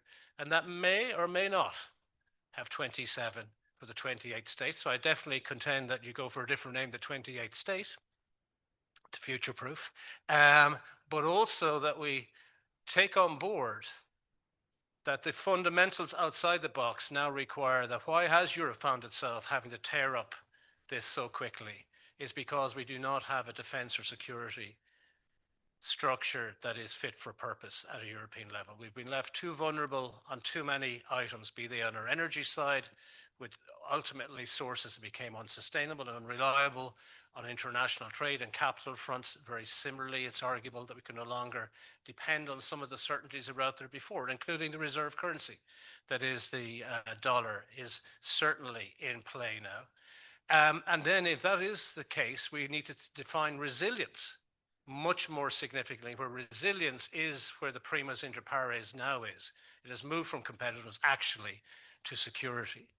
And so security can embody both sustainability and competitiveness, but is very firmly primus inter pares, and we need to move to that. And that's a challenge to Ireland as well. And so the last, just to finish, I would say that I agree fundamentally with Professor Letta's comments here today, is that resilience just like the other ambitions, is not a reactive.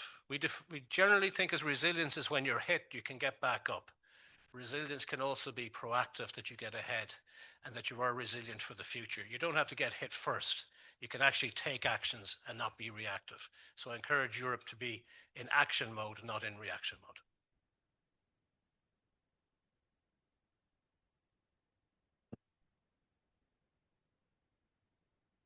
Thank you, Danny.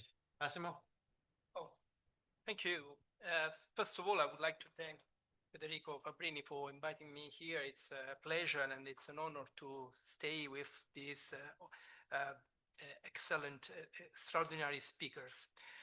Let me say, we are here discussing about EU and the perspective just because we had a great disruption which was introduced with the change of the new US policy, commercial policy. And this is something that we need to overtake because we cannot be related and depending by that market for our export, for our development, for our growth. Enrico Letta mentioned earlier 3 examples in which we acted together, and that were case of success. We created a central bank, which was fundamental when we reacted after the Lehman Brothers situation. So the central bank was crucial to defend all of us about the impact of what that crisis was generating for the euro. Euro as well is another example of that the unity can overtake the regional distinctions. We have one currency, and that is powerful in international trade. The third example is the one I would like to take care more than the others, is the trade, the international trade. We as Europe act as one single state. We are one single state. And this gives us the power to negotiate agreements which can favor our enterprises, can support our export, and so support our growth. Well, when we have the disruption given by the new commercial policy from US, I work with enterprises. They were all concerned because we have to say that one of the best market for our products is for sure US. So understanding that the new tariff barriers would have penalized this trade generated a lot of concern in entrepreneurs and in all the member states. Well, trade is a matter of security. Christine Lagarde just said last week. Well, it is. It is because if we can act as we did in the past and find out other markets, we can overtake the fact that, as it happens, the North American market, the US market, could be penalized by the new tariff given by Mr. Trump and his administration. By the way, it is strange to think about this constraint in dealing with the US. You may remember that in 2013, there was an agreement prepared, still in draft, which was coming to realize the Transatlantic Trade Partnership, TTIP. Unfortunately, that was conceived to come in force within the Obama mandate, but it was not finalized, mainly because not for the exemptions on duties between the two parties, but because the quality of the product, because the conformity. There were some concern about the fact that products realized in US were not able to meet the quality that we were applying as standards for food, for example, and not solely for food. So unfortunately, while we were close to an agreement with US, which would have created a free trade area in 2013, we are now discussing in 2026 about the distinctions between the EU and the US market. Well, but we need to focus on the strength that we have when we act together again. EU nowadays has agreements with more than 80 countries abroad.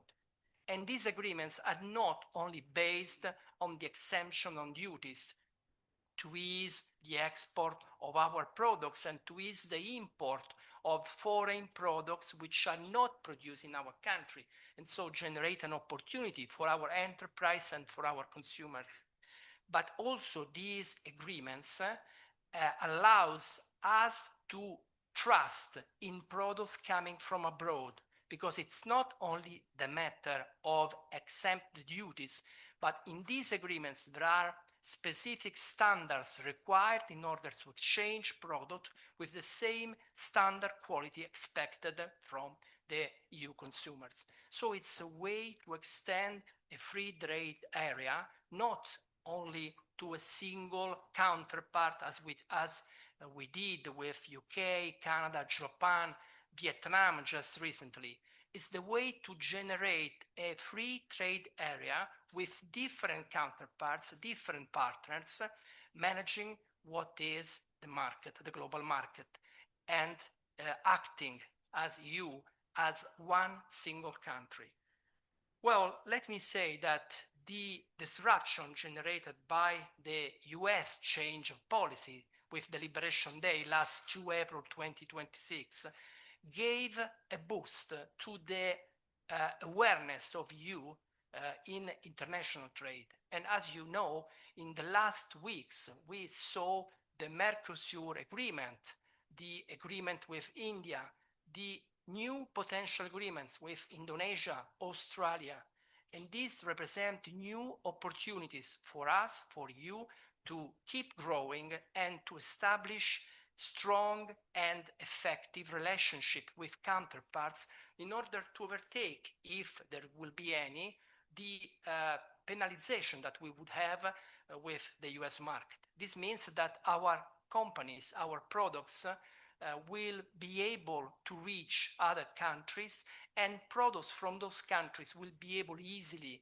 to come in EU to satisfy the consumer's need with the comfort of standard quality which are provided by this single agreement.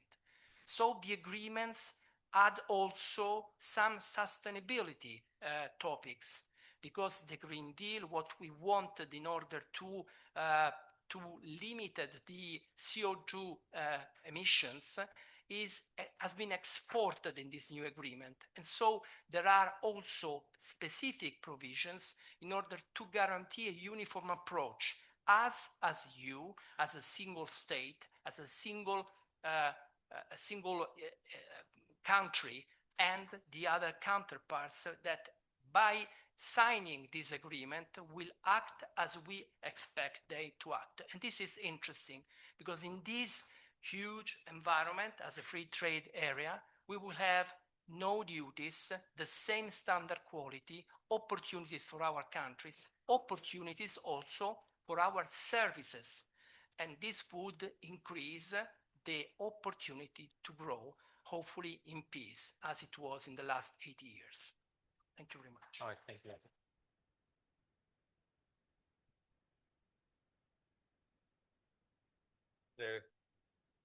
Thank you. Yes, the last person to talk. Thank you very much, Federico, and DCU for inviting me.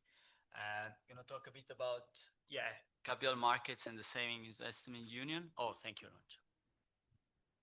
And I'm very sorry, but I'm a lawyer, so I don't usually speak to academic audience. So I'm a partner at GSK Stockman, a German Luxembourg firm, so European law firm. We have 250 lawyers between Germany, Luxembourg, and London. And my main focus is capital markets, in particular debt capital markets.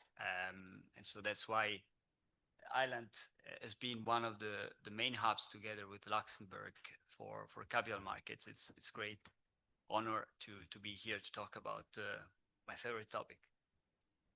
So I'm starting from one of the two reports mentioned several times today. This in particular, the Draghi report. There is a line that resonated dearly to me. For those who were here last year, sorry, I'm going to repeat a lot of things I said last year to a different audience. And it relates also to what was mentioned before, the gap between the US capital markets and the European capital markets.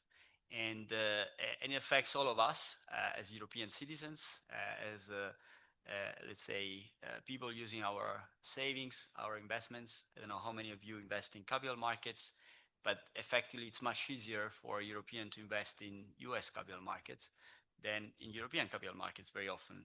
I'm Italian, but I'm based in Luxembourg, and for my bank, it's complicated to make me invest into the Italian stock exchange, while I can easily buy US stocks. And in particular, in this line from the Draghi report, which I will read, one of the main problems Mr. Draghi saw was about the greater capacity of the US financial system to transform household savings into high-yielding investments. Well, I work with high-yield bonds. I structure high-yield bonds in Luxembourg. So I will become more technical and tell you a bit about high-yield bonds, what they are and what their peculiarity is. So high-yield bonds, one specific case of high-yield bonds is where you have holding companies and subsidiaries. Now, if you have a holding company and a subsidiary, and both of them issues bonds, the question I always ask to my audience when I do trainings on this topic is, which one is the senior note holder and which one is the junior note holder? I will not wait for the answer, but I will tell you directly that if I can say, well, yeah, the investors in the holding company are junior note holders. So the yield of these notes should be higher, right? And the reason is because for the bonds to be repaid, the holding company needs to receive dividends first. Now,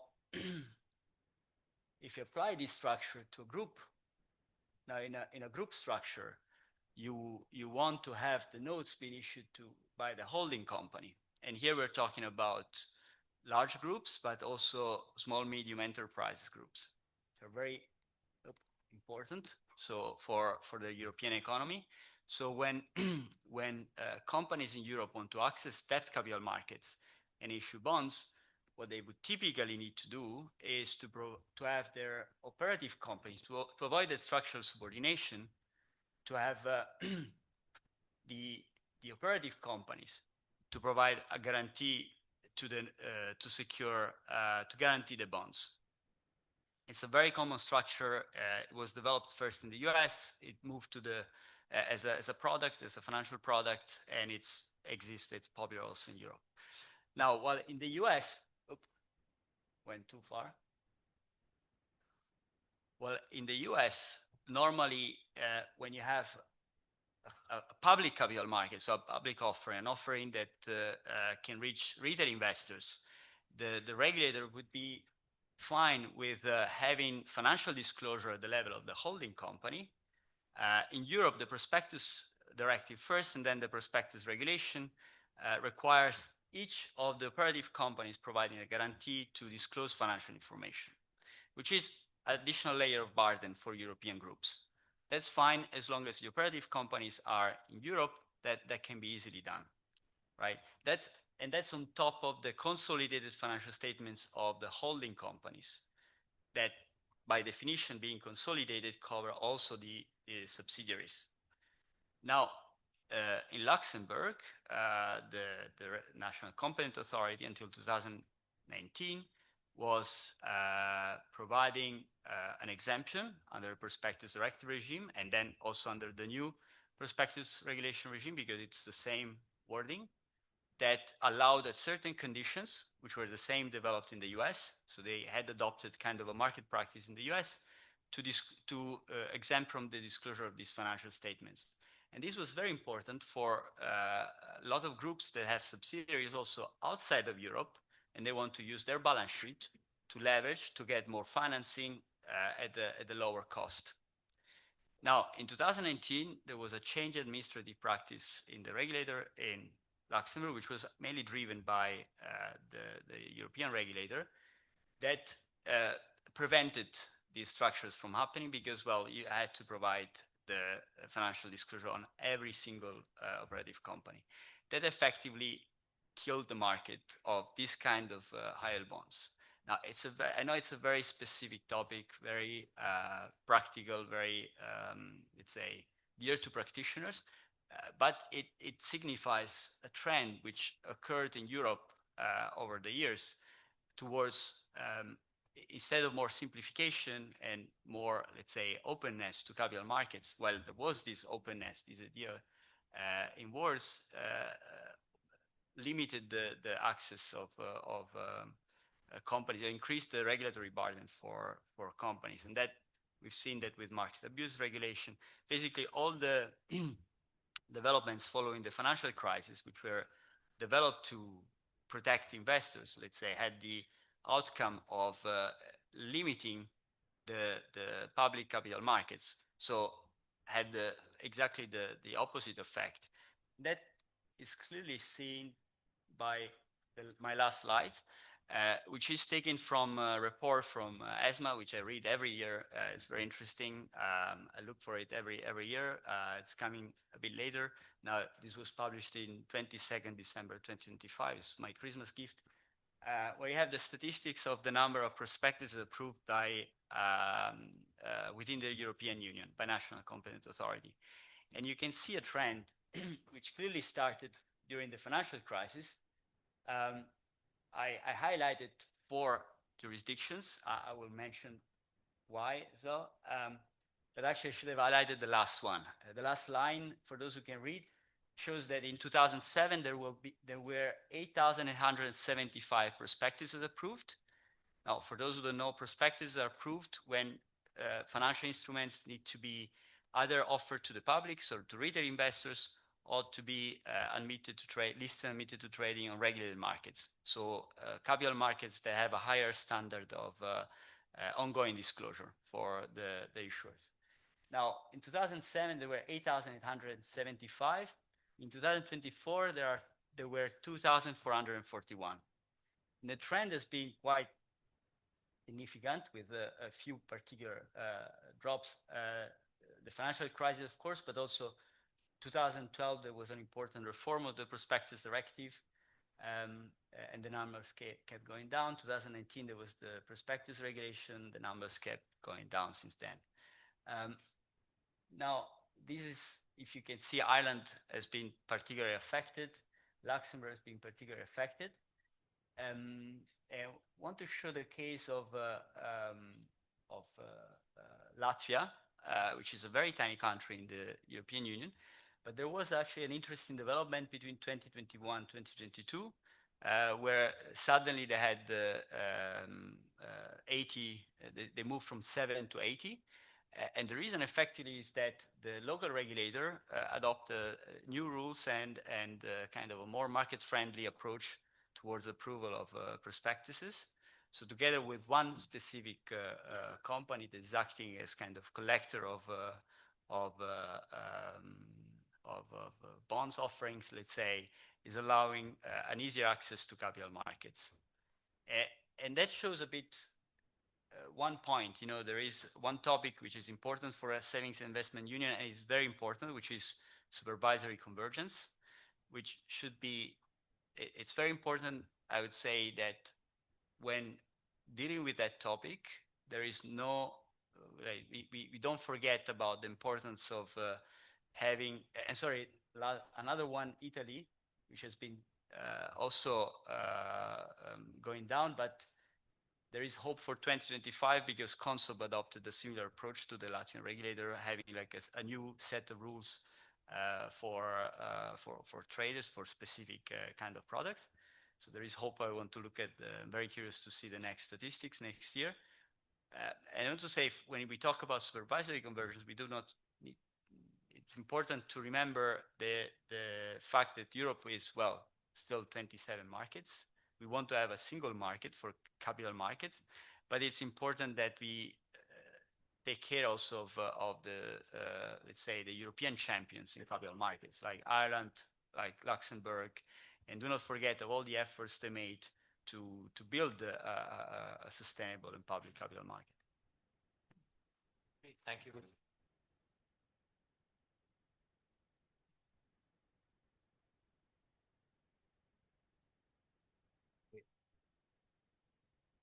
Okay, you've been very patient, seeing through a lot. So I'm going to pass over to the floor. Just people just briefly to introduce themselves, and if you could keep your questions or comments short, please, so we can get in the maximum number of people a chance to contribute. So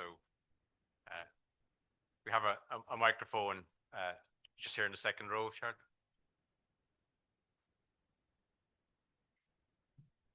Thanks very much. Sorry, thanks very much, and thanks to the Institute as well. I think it's been a really, really enlightening morning and really interesting conversations. My name is Breda Sullivan. I'm from IDA. So I suppose just the word competitiveness, it's very important, but it's also a very dry word when you talk about people's reality and real life for people. So when we talked about Irish people voting for Europe because of jobs, when they were talking about jobs, they really meant independence, dignity, a place in the world, and those kind of things. So how are we going to encapsulate that for European citizens now to gain support for this project going forward? We'll take a couple of questions together and then let the panel come back. Quickly. Hello. My name is Eric Siombe. I'm politics law student in DCU. When we are talking about, I didn't even know what I was walking into with the subject, but walking into here, it's been like a very enlightening and interesting subject. So as we were talking about Enrico's book, much more than a market, we're talking about people like me that has actually migrated to Ireland and now making Ireland its home. And for people like me, I think we are coming into the state where we land for green pastures and opportunity. I've sold my cookies in Ireland, which I made a bit of headlines. And it's very, very hard for somebody like me to be consistent, to keep the business going, as if you can go to America and you can go to America, register business and start a business and even become a billionaire in America, which here in Europe, there is a lot of, like our country in Ireland, there is a lot of red tapes and bureaucracy. So as he said, that let's start discussing these topics as a reality of the real living experience. For people like me, what should we be expecting in the setups like the one that you've just launched today? What will actually make us really to work hard, to avoid the narrative that is just being created as people that we are just coming here and collect handouts, when we really want a life that we can establish and make something for ourselves and also to contribute to the economy from the nation that is hosting us. Thank you. Thank you. One more.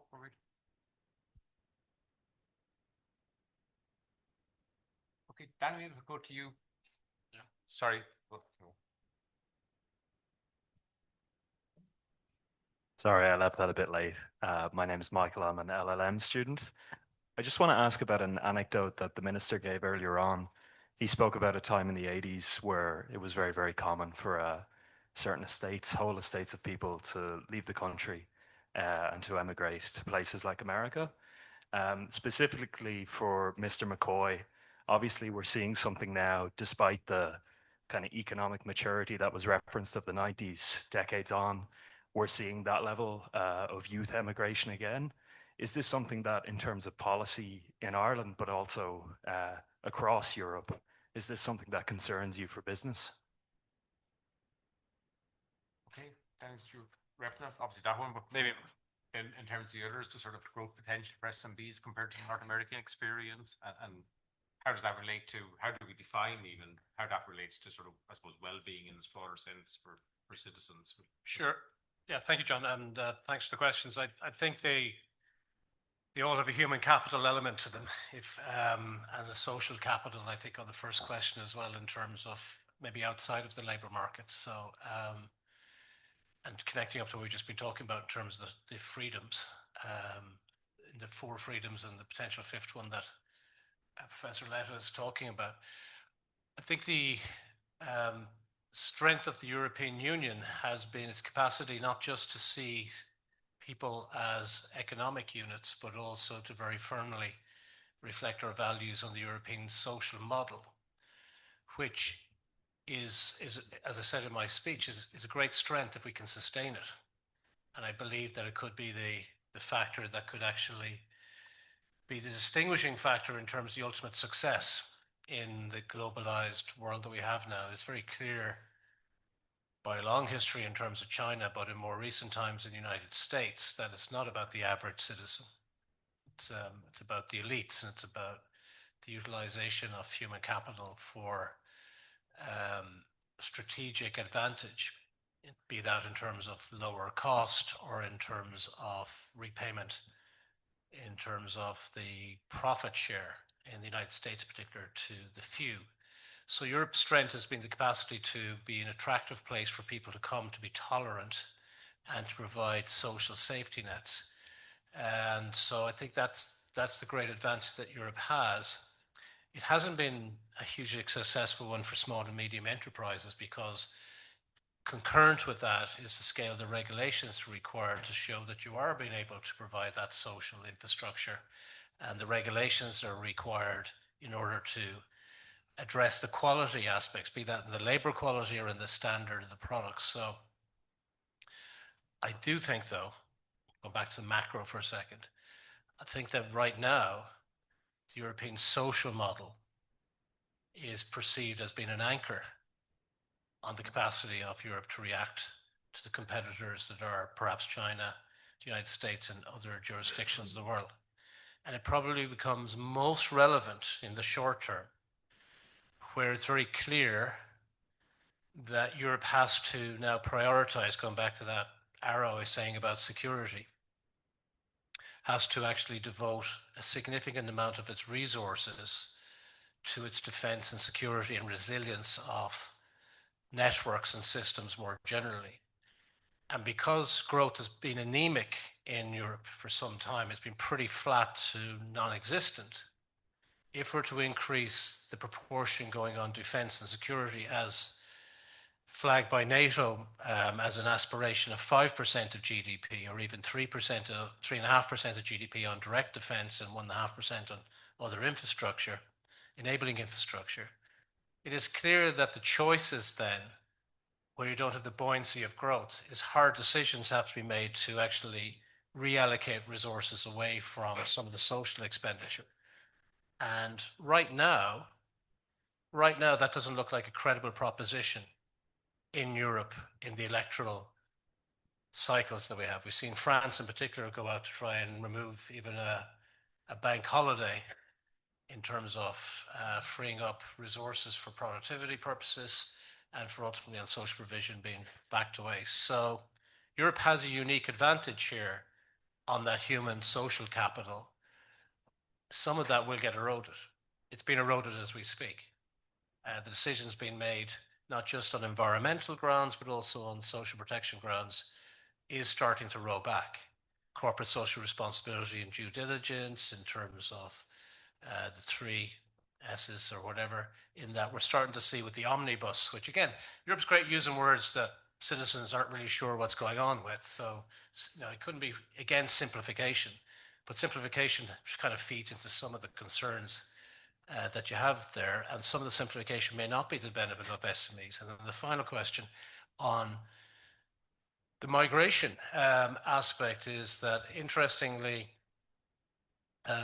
it depends on who's migrating. I think maybe the question in terms of those who perhaps have lived here longest in terms of going through our educational system and being born here, that certainly the impression that there's a very large scale migration out of the country. I think the numbers aren't as compelling as the anecdotal narrative, because people never talk about when people come back. You know, we see people leaving, they may not come back to their homestead.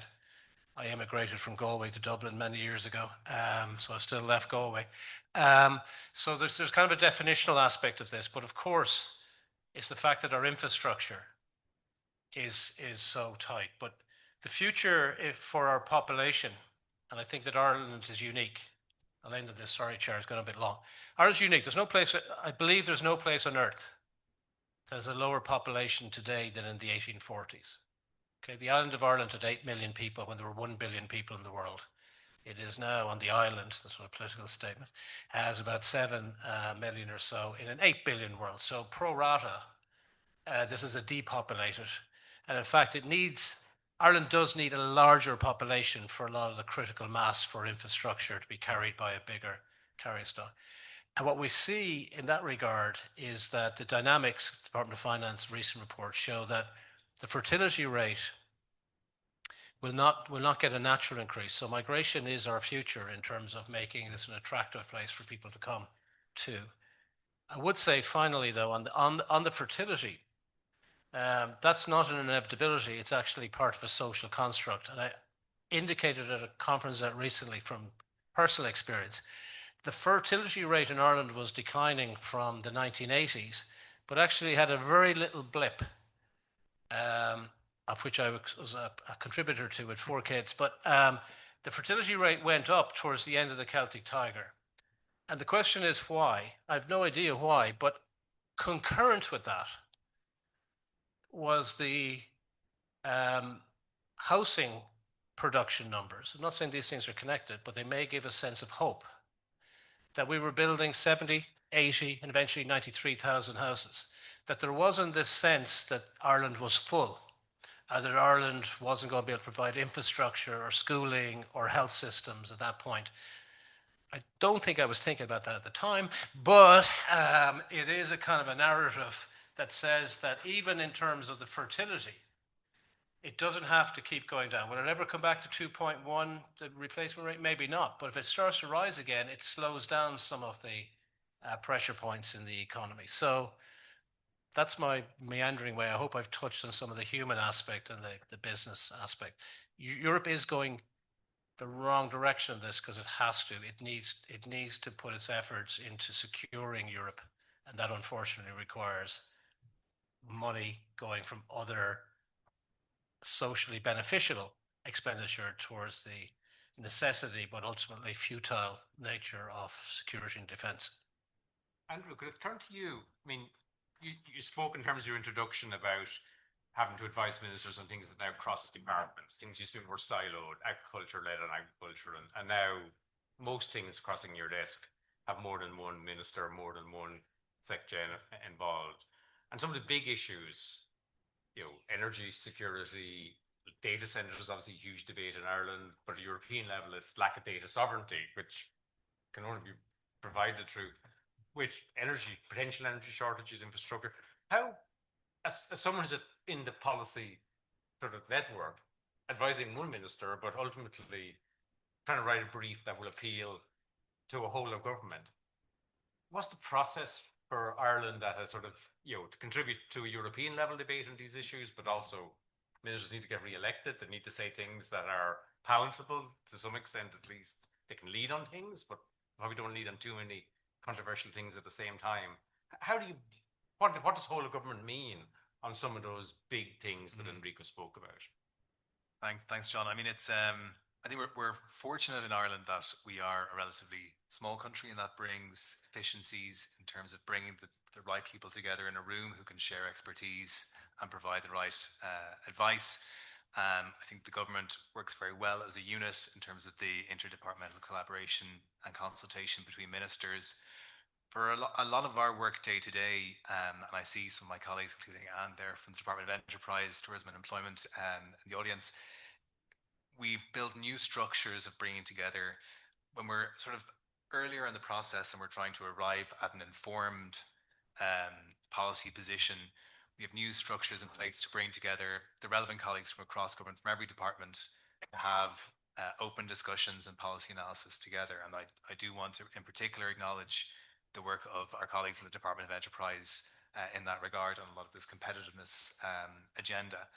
So we, for instance, have we have monthly policy dialogues at various levels in the system. We generate papers. So I think it's the new reality. It's not going to change. So we, as a small country in a big union of 450 million people, we can't afford to not be joining the dots in our small system of the policy considerations. We have to be nimble and agile. We have to make sure that if, for instance, there is an official in a working party in Brussels who's leading on a file, that he or she is connected in with their colleagues from, for instance, in the digital simplification omnibus, to give one example, that we have the colleagues from DELI, Justice, our own department, Taoiseachs and others, all involved in analysing what's proposed legislatively and ensuring that we have a fully informed position. And I think we're doing as well as I think can be expected, and certainly as well as other members, at least as well as many other member states on it, but the challenge is huge. If I might just say a word, just maybe briefly, just to pick up on Brida's question, and the point as well about the human capital points, and I agree with a lot of what Danny said on it. I think we should, in this debate about what Europe needs to do and how Europe is falling behind, we should remember some of the strengths that we have as Europe. And human capital is a strength for our competitiveness. So we're lucky in Europe that we have the longest life expectancies now anywhere in the world. That creates obviously challenges in terms of pensions and healthcare and so on. But people are living longer, they're living healthier lives. The Gini coefficient measuring inequality is low, and that has an impact in terms of social mobility. And we can see in the social mobility statistics that it is easier if you are born in a low-income household to rise to a medium or higher income household in Europe than it is in the US or elsewhere, despite some of the preconceptions. So we have a lot of strengths, and all of these things do support our citizens to setting up SMEs. It supports citizens to have cutting-edge research when you have well-educated, socially mobile, healthy citizens. And of course, it does come with a cost, and I fully accept that. And I think Danny's absolutely right that unless there is this growth boost, then these choices between spending on social programs or on defense are very difficult. I just think that sharpens the argument for us to be ruthless at addressing the internal barriers to our markets, the drags on growth, because we need to lift those brakes on growth. We need to boost our competitiveness so that it means that we can invest both in our security and defense and in our social and healthcare programs to ensure that we've healthy, safe and competitive societies. Massimo, do you want to, in terms of the question of trade, how, you spoke about your contribution on terms of quality control, but what about the sort of human factors in terms of those trade negotiations? Most famously, farmers tend to protest in terms of loss of income, but there are many other, perhaps less organized groups in society who, even if the European Union as a whole is benefiting, and if the quality of beef is protected, Europe cannot race. There's no successful European model that's going to make us produce cheap goods cheaper than low-income countries. It's not a route that's possible. So how do policymakers assure people who know they're working in low-profit industries that they have a future in Europe where they can earn a good income?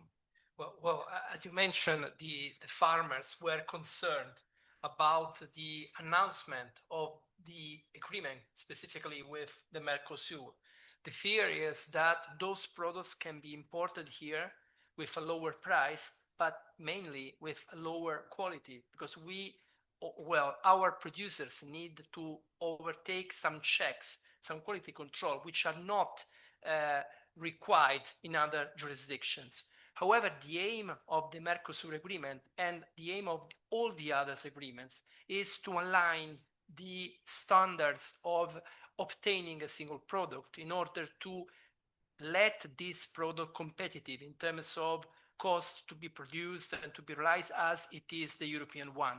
So the real challenge will be to provide to the market a product, the one originated in the EU, which is for sure of different quality. And so the consumer will be able to choose.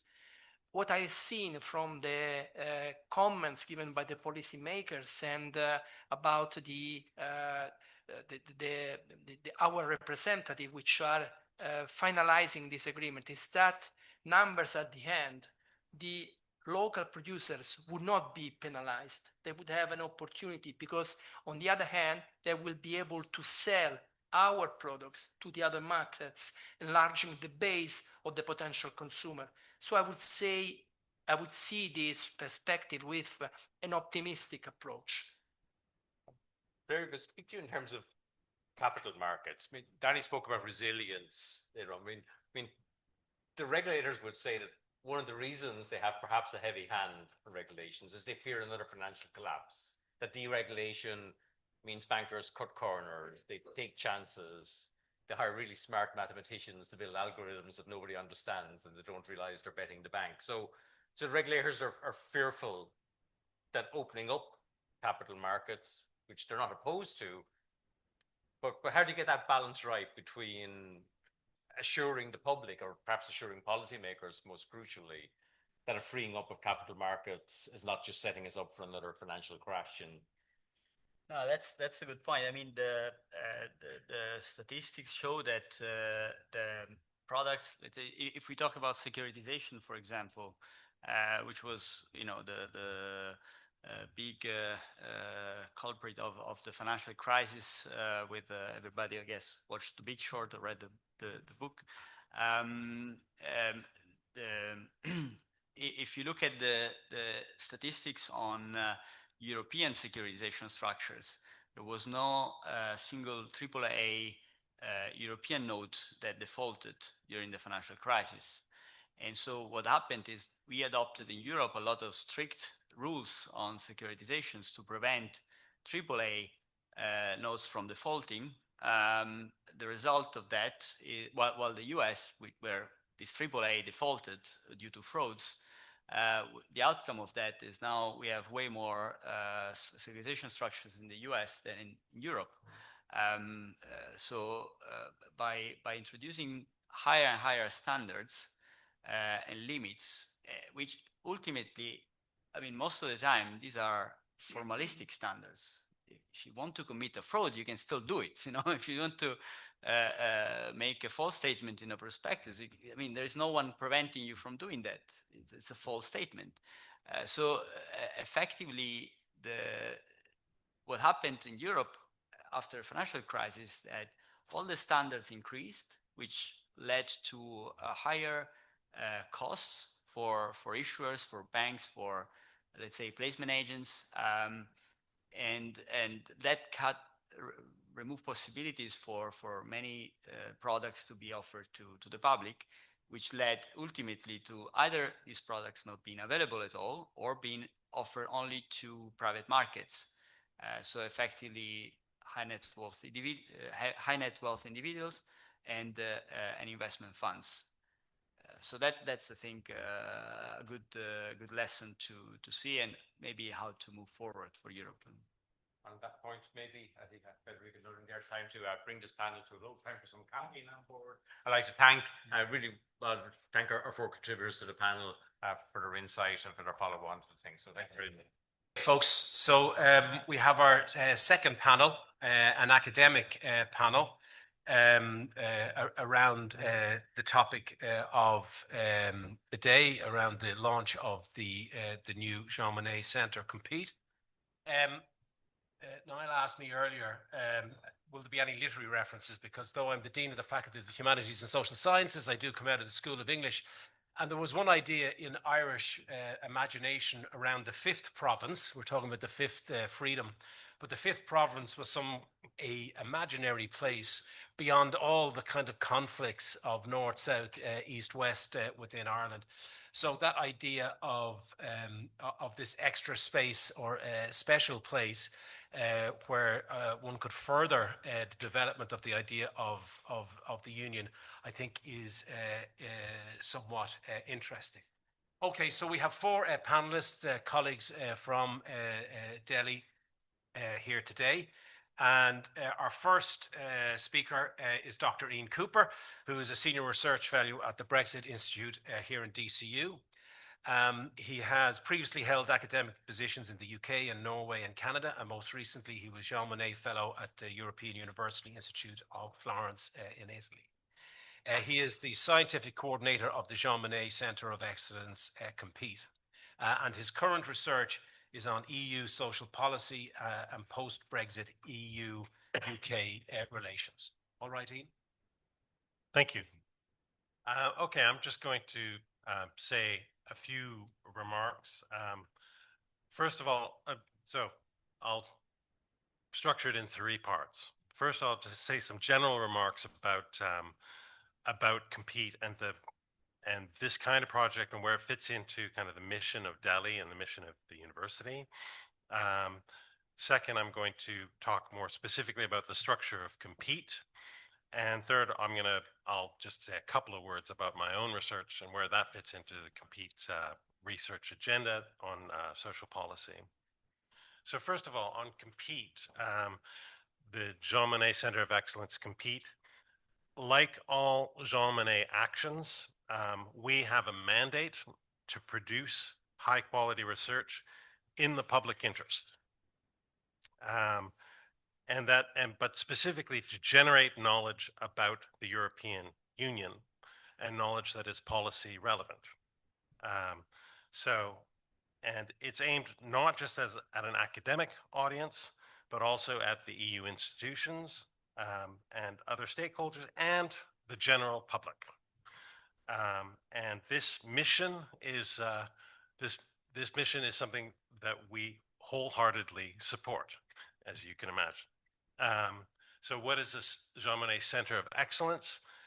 Specifically, it is a research cluster located at a single institution, funded by the European Union's Erasmus Plus program. So by way of comparison, we are also the coordinator of a Jean Monnet network called Prosper, and that involves 12 universities in 12 EU member states. But Compete is DCU only. And I think it's a testament to the concentration of talent that we have here at DCU that we were able to win this Center of Excellence, because it shows that there's real concentration of research and policy expertise within this institution. And incidentally, so we have a mandate to share our research and policy findings with the EU institutions. And generally that, usually that means we will hold events. They're called multiplier events. And normally these take place in Brussels with the European Commission, the European Parliament, the European Economic and Social Committee. But as it happens in 2026, one of the institutions of the European Union is coming to us, because that is the Council of the European Union. Ireland will hold the presidency of the Council in 2026. And so we will communicate our findings to the Irish government. And in doing so, we are fulfilling our mandate to also communicate to the EU institutions, because the Irish government will be the president of the Council of the European Union in the second half of this year. So Compete, to say a few words just about Compete specifically. Now Compete is inspired by the Letta report, as we've discussed at great length today. Also the Draghi report, the Letta report on single market, the Draghi report on competitiveness, and there's another report called the Ninisto report on EU preparedness. And in general, in this research project, we accept the premise that declining competitiveness is a critical challenge for the European Union. Compete stands for competitiveness, opportunity, and money, promoting the economic transformation of the EU. But if you dig into that title, you'll see that there's a notion that the competitiveness agenda is just about simplification and deregulation. But we are trying to take a very broad approach to the competitiveness agenda. And so, as you can see, the word money in there, in the title of Compete, implies that we're not just looking at deregulation, so-called simplification, but also investment. So we have, broadly speaking, 3 research themes. The first is competitiveness and regulation. And in thinking about regulation, that might actually require more regulation to have better regulation. It might require more regulation at the EU level rather than simply simple deregulation. The second research theme is competitiveness and public money. So in that, we will be looking at the European Union budget. So spending public money in order to achieve the European Union's competitiveness goals through the multi-annual financial framework, but also possibly through other kind of instruments of common borrowing, modeled on the example of the Next Generation EU post-pandemic economic recovery program. And the third part is competitiveness and private money, and that is most obviously focused on savings and investment union, which we've talked about already today. But we have, of course, academic freedom we make our own choices about what questions to ask and questions about our research design. So just to be clear what our role is, we're not just a pipeline for turning the Letta and Draghi reports into actionable policy recommendations.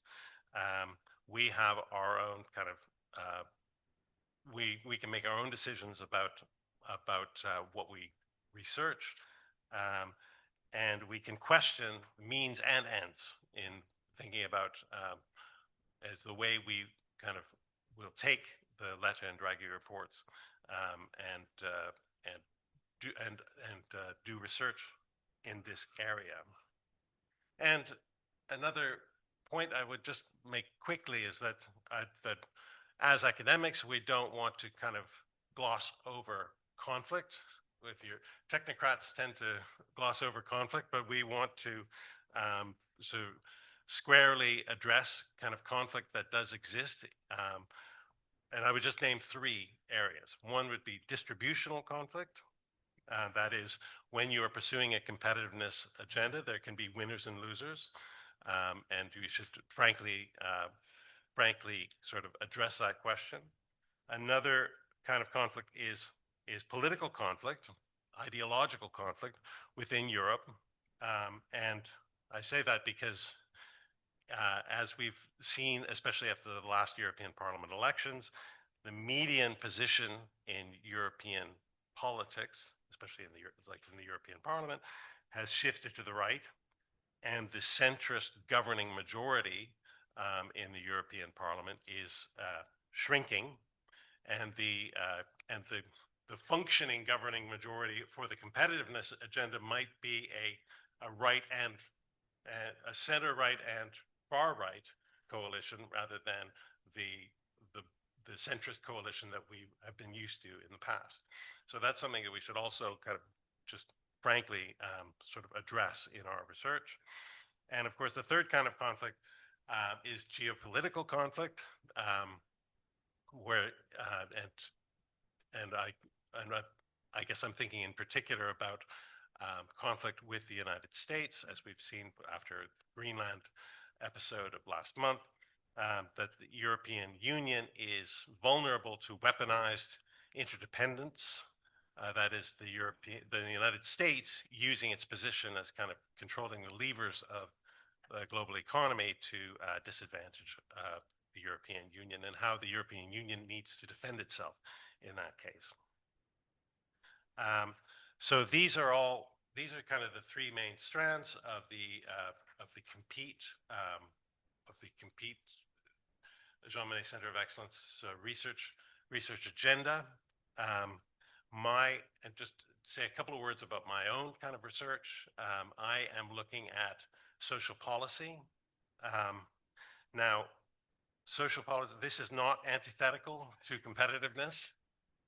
You may be aware that there is a reference in the Treaty of the European Union on a highly competitive social market economy. So pay attention to all those words, highly competitive social market economy, so that there's not necessarily a contradiction between social policy and competitiveness. And whereas if you were to look at just the competitiveness compass of the European Commission, that might seem, you might get the impression that competitiveness is the single overarching goal of the European Union, which outweighs all other goals. But that's not our approach. We're taking a more balanced approach in thinking about competitiveness and going forward. Now, so that's I've given a kind of an overview of the Compete Jean Monnet Center of Excellence, and my colleagues here are going to talk in more detail about specific aspects of the research agenda. Okay, thank you for that.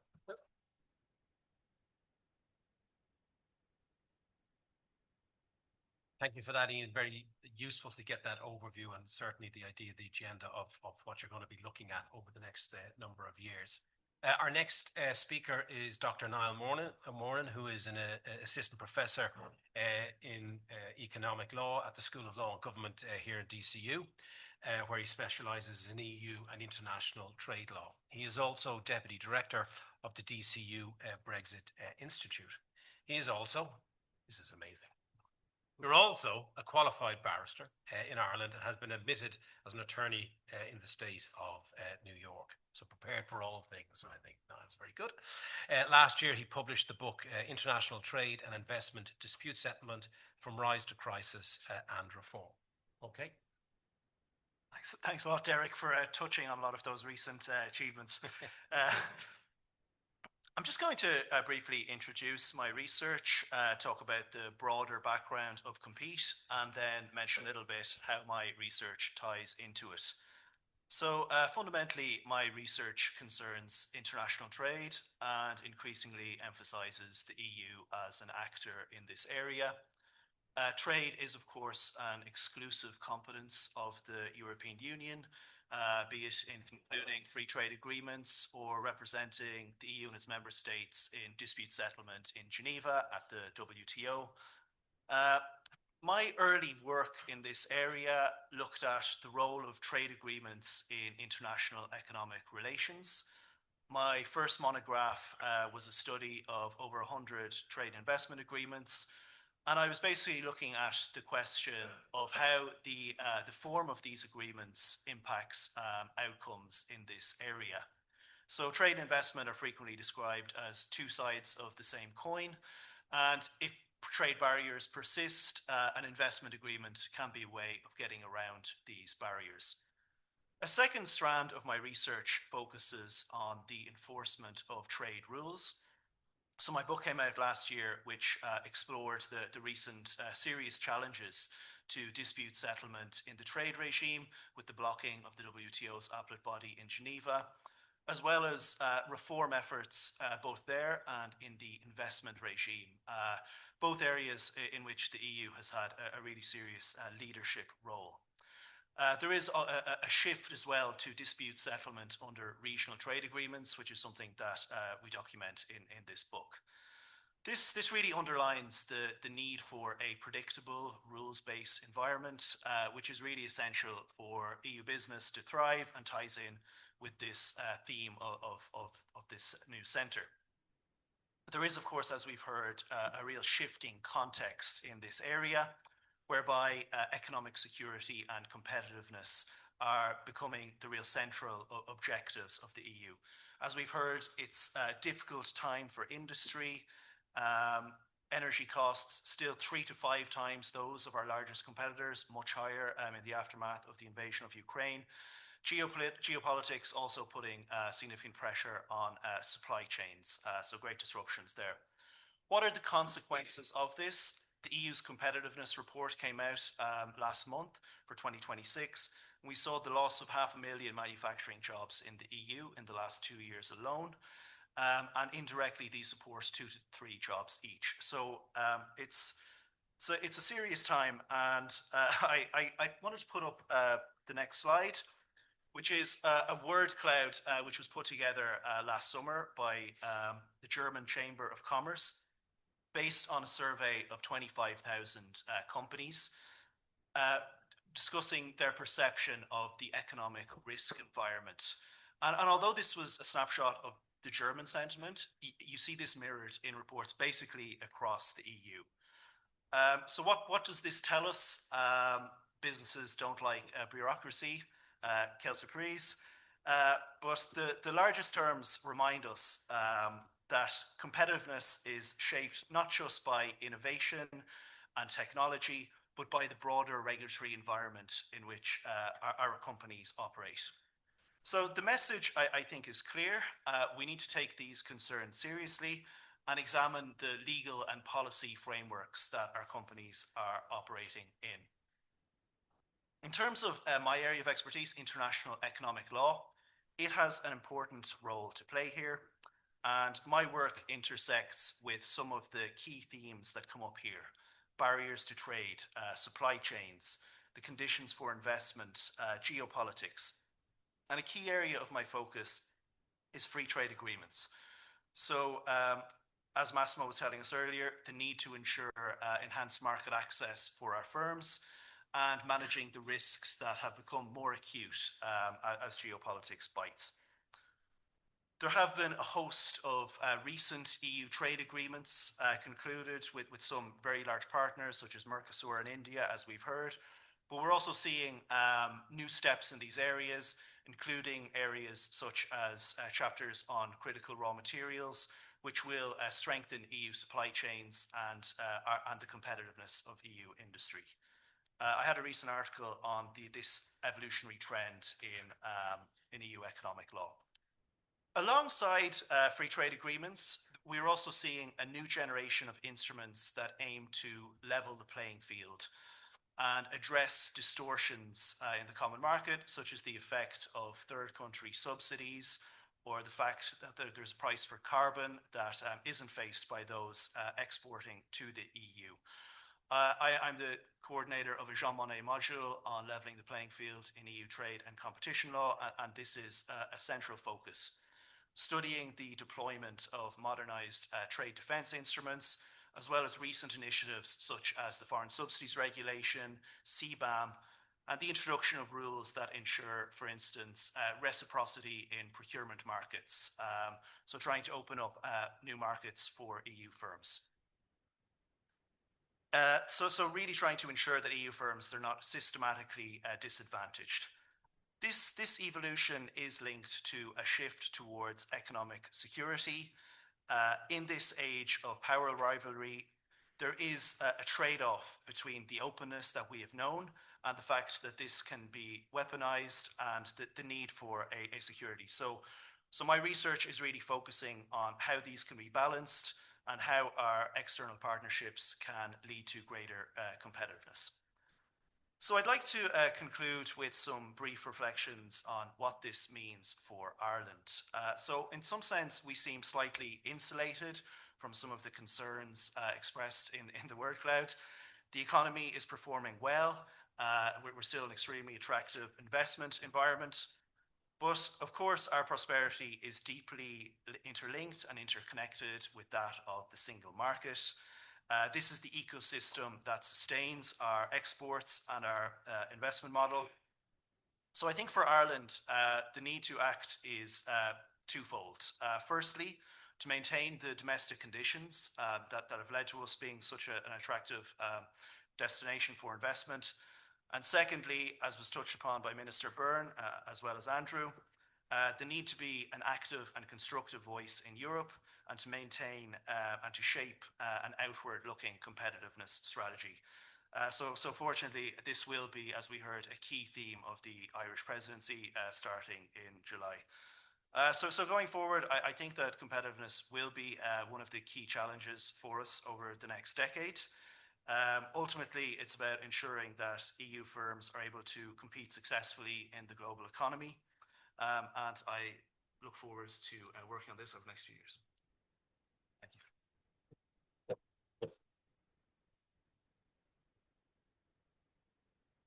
Thank you for that, Niall. Our next speaker is Dr. Christy-Anne Petit, who is an assistant professor at the School of Law and Government here in Dublin City University and deputy director of the DCU Brexit Institute. Her research sits at the intersection of EU law, banking and financial regulation and economic governance. Recently, she published about the EU's industrial policy Actions Speak Louder Than Words, Assessing the Democratic Accountability of Europe's New Industrial Policy. Thank you so much, Derek. Thanks so much for such a fantastic and inspiring event. Lots of food for thought as DELI motto. Thanks also to the audience because we can appreciate the fact that you're staying until the last academic panel.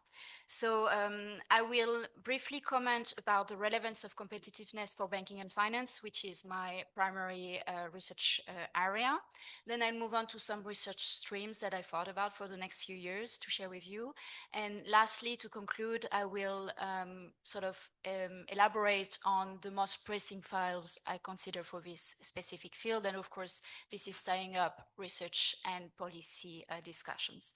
So in terms of the relevance of competitiveness for banking and finance, I think our two keynote speakers really elaborated on that, and you may be familiar with the reports that they mentioned, but just referencing back to some of the shortcomings and some of the challenges that have been already highlighted. There is, of course, market fragmentation, regulatory fragmentation. And here, just to give a few illustrations, this means concretely that when you move across borders, you may not be able to open an account, a simple banking account. There might be some IBAN discrimination, so meaning that even if you are perhaps eligible, you might be refused to open such accounts, or even just simply mobility of or being able to invest in some specific products on the financial markets. There is something that I would like to add in terms of transversal horizontal challenges in the field of banking and finance that are conflicting with competitiveness. It's the home bias. So basically, this is something that we observed during the financial crisis and debt and banking crisis afterwards, especially in the euro area. And basically here we observed the fact that the banks were deeply tied with the sovereigns, in other words, with the specific state, right? And here this is preventing market consolidation and market integration, which is the core of what we're discussing today. And this bank sovereign nexus, we're trying to overcoming it. There is some recent data that I was seen in an article of the Financial Times saying that somehow in 2025, we're doing better. There is more cross-border bank consolidation. It's more in terms of the value of those consolidation that happened. For instance, between France, there was an operation between France and Spain, and then a few other operations, but still there is a lot of resistance, political resistance, still some regulatory and legal barriers. So this home bias that we observe in banking exists also in financial services. So here I was looking at some data. Basically, both retail investors and institutional investors are actually investing more in their own markets, in their own financial markets. Well, even from the last couple of years, if we look at Europe, at the EU as a whole, 22 member states had nearly 50 or over 50% of this home bias in terms of equity, listed equity. So this was just to give a fact in terms of how it plays out in financial services. So that was sort of a few illustrations for the relevance of competitiveness for banking and finance. As regards the research streams, well, there would be a lot of things to do, but of course, in a 3-year time project as for the Jean Monnet Center of Excellence, I listed a few elements that I would like to explore. The first one is in terms of the synergies and or potential tensions that might be raised when we include competitiveness in the mandates of supervisory authorities and regulators. That might be very specific for you as an audience if you're not familiar with the topic, but basically this debate has started a few years ago already in the UK, and basically they added competitiveness as part of the mandate of their regulators. And as I'm following a lot of the discussion, this is something that is raised in the European context. So I think this is worth also researching from an academic perspective. Secondly, as a research stream, I thought that it would be also ideal, considering what Ian outlined before, it's the development of digital public money. So here we are already exploring, and even more than exploring, we are actually designing a potential digital euro. It's with our co-legislators, so this is not yet adopted, but there is a lot of technical work that have been done. And actually in the past, I already worked on the constitutional and legal dimension of designing and adopting this digital euro. And basically, why would it be relevant for competitiveness? There are two sides, one which is at the international level, because the development of the digital euro would be also a strength for the EU to compete. So this is the international role of our single currency. And on the other hand, also within the EU, it has an impact on competitiveness because it will really change the way our banking system operates. So here I won't elaborate on the complexities of this, but it's highly interesting to research in this field, and this is something I will continue work on as part of the Jean Monnet Center of Excellence. And last but not least, perhaps a more transversal point, and this is something that sort of was a little bit implicit in what we discussed so far, but it's the importance of good governance principle such as accountability and transparency. Because I think as we are working on competitiveness as the policy objective, as a regulatory objective perhaps, and something that is very horizontal, we need also to think about those good governance principles of transparency and accountability and how we involve stakeholders at which point, and perhaps a more bottom-up approach. So that was for the research streams. And as conclusion, I know this is a little bit quick, but I just wanted to share with you what I think are the most pressing issues in the short term, and perhaps also in terms of the policy and academic debate to feed in the Irish presidency or perhaps even beyond. If you may have followed, so in terms of the latest legislative initiatives and what we're trying to do in banking and finance, there is this market integration package. In other words, a package that was put on the table in December to try to integrate further and centralize part of financial supervision. In a nutshell, Valerio in the prior panel mentioned some data shared by ESMA. This is one of our European supervisory authority. And so far, ESMA, so the European Securities and Market Authority, has only limited mandate in terms of direct supervision. And basically this new initiative that has been put as part of the Savings and Investment Union in December, it's to centralize further financial supervision. And I think this is very pressing. It's a very delicate topic because there are some resistance across the EU, different preferences among the member states as different topics. So that's the first pressing issue to me. The second pressing issue that I would like to discuss, and perhaps it's the good forum as well, is financial literacy. Because I think this Savings and Investment Union can be only successful if we are progressing with financial literacy across Europe. At the moment, well, actually it's data from 2023, but it's quite recent. We have only less than 1/5 of EU citizens with a high level of financial literacy, according to Eurostat.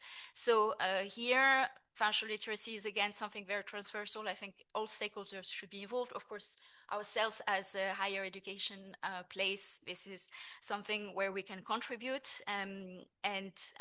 Indeed, it's to foster the understanding and to make sure that if any savings and investment products are becoming available across the EU, we can benefit from it. And last but not least, on this pressing issue list, I have a third item, which is access to high quality data. There is a bit of progress, but still, considering the confidentiality and sensitivity of some issues, we are lacking common databases. There are a few initiatives at international level that could be copied or we could borrow. I'm aware of the European Central Bank considering a few databases that could be used for banking supervision and banking regulation. But in a nutshell, the access to high quality data, open data is also something that is crucial for our work as researchers, because without data, we cannot really analyze.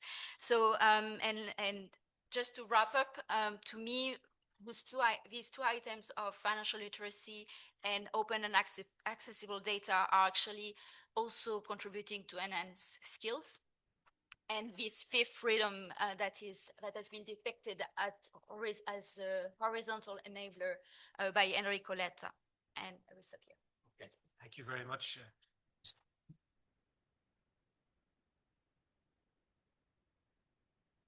Our final speaker this afternoon is Dr. John Quinn, who is a colleague in the School of Law and Government here in DCU. His research focuses on company law theory and European company law. His work has been published across many international peer-reviewed journals. His book, The Societal Company, Sustainability, Shareholder Value and European Company Law, was published by Hart in 2025. And his research has been cited widely in academic journals and textbooks and by the Irish Supreme Court and the Court of Appeal. So, John. Thank you, Derek, and thank you, Federico, and the DELI team for today's event. I'm going to talk about company law and something that's been mentioned a few times here today, the 28th regime. So, or one of Enrico's horizontal enablers. So I'm going to try and offer some analysis about what that could look like and the potential impact it could have. So if one of the core meanings of competitiveness, what we're talking about today, is that European businesses become stronger, they find it easier to scale up, they can be more efficient and productive and operate more freely across the European Union. And this will not only help the European economy by boosting employment and innovation and solving problems that we face, but also helping the European Union gain strategic autonomy in key sectors that have been mentioned today, like telecoms or technology and so on. And this is really what company law is there to do. It's supposed to provide a legal framework that reduces the costs and risks of doing business. We know how to do that at the national level.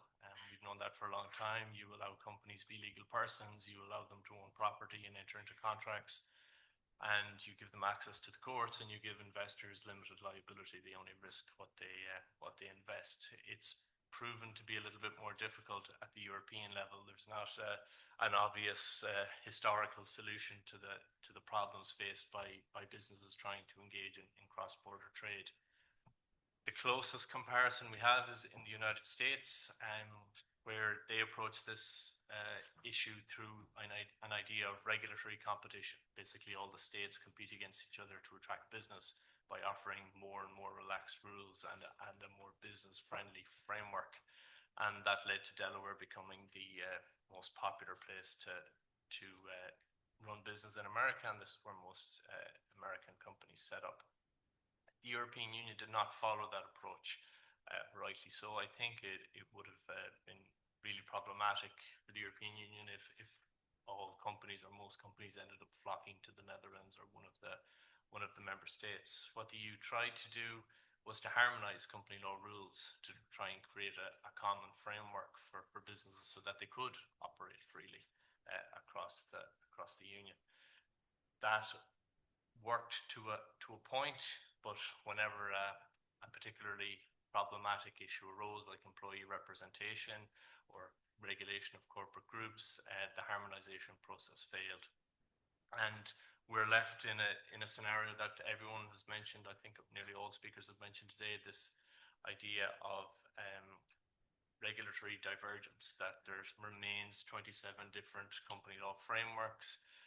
Any business that tries to do business across Europe is faced with 27 different company registers, 27 different company regulators, this disjointed framework that increases costs and increases or duplicates regulation.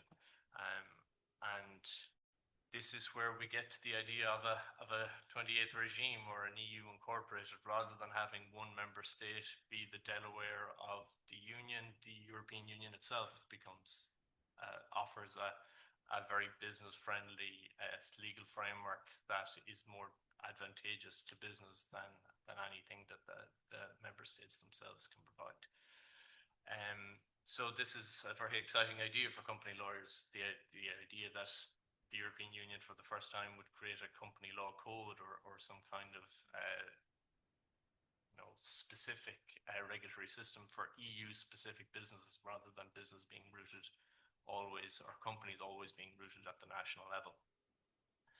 The problem with it, or the difficulty with it, is this idea has been around a long time. We've had the ideas for European companies going back to the 70s and 80s. We have a European company, the Societas Europea, set up in 2001, that has not proven to be very popular with businesses, or it's not a chosen corporate form, or very frequently chosen as a form of doing business.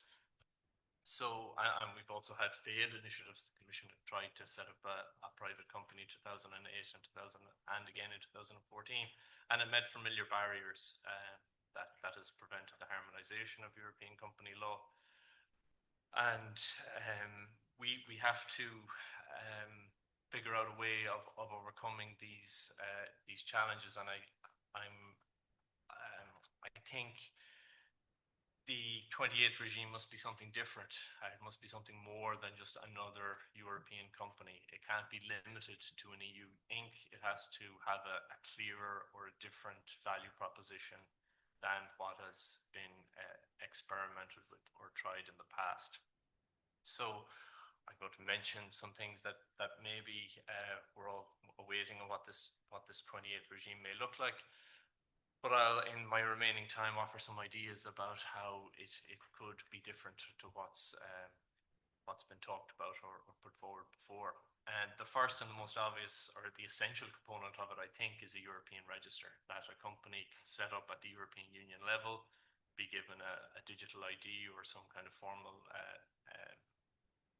registration that will be immediately recognised at the member state level across all 27 member states. That this will be fully digital, it will be accompanied by a digital ID, and that this will be fast and prevent duplication, so that it conquers the problem of 27 different regulators. I think that's the key point, and it's relatively uncontroversial to say. That could be linked then somehow to a capital markets union, and again that it would be accompanied with some sort of dispute resolution, a commercial court, or some fast way of solving disputes. Companies don't only set up in Delaware because of a business-friendly regulatory system. They also set up there because there's a consistent and reliable and fast way of settling disputes and solving issues. So the core point I want to make about the future of European company law and this 28th regime is that it can't just be a European company. It can't just be a corporate form that entrepreneurs or startup companies can choose. It has to be accompanied by architecture. It'd be a proper regime. I know that's more ambitious and will take more work, but I think that's the key or the crucial component, that an EU Inc. is an EU Inc., but it's accompanied by a registration system. It's accompanied by digitalization, and it's accompanied by some kind of dispute resolution mechanism or commercial court that creates this real value proposition for small companies and startup companies, that they're going to select EU Inc. rather than selecting Ireland and opening up branches across Europe or the Societas Europea. That it really solves the problems of businesses of red tape and duplication of regulation, and it is, I think, only the EU that can do that at this point after all the failed attempts at harmonisation, and that it can't just be a company. It has to be supported in other ways as well. So I will end my remarks there, and thank you to all for making this far.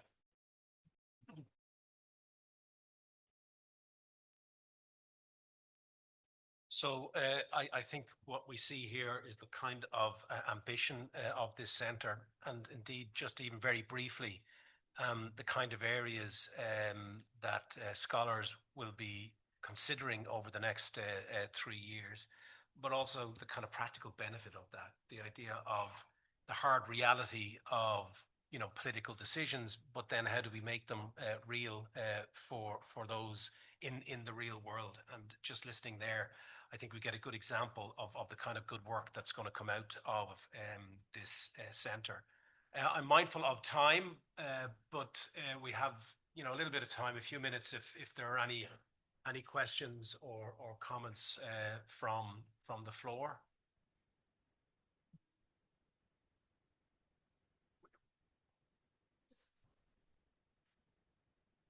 Thank you. Maria O'Connell's my name. Just a question for Niall.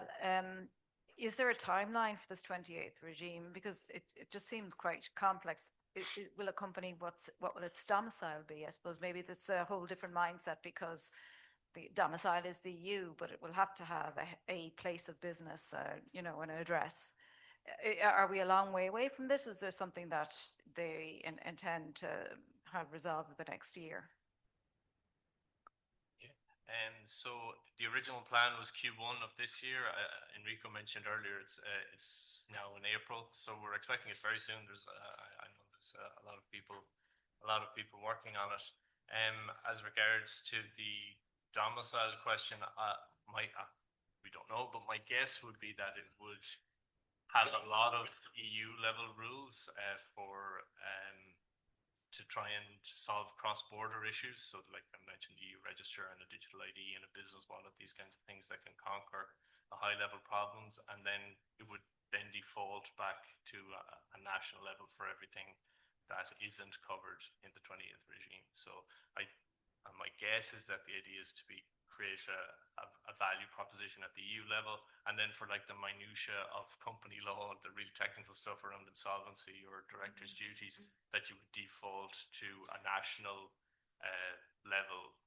I don't think it's feasible to create a full company law code. You'd have multiple regulators then, or I suppose if it's an issue in relation to director's duties, for example, it would be going through the Irish court system. If it's something then dispute resolution go through this European Commercial Court then. Yeah, it's definitely a problem. I think it's like the Irish Companies Act is over 1,000 pages long. To try and cover everything, I don't think is going to be feasible.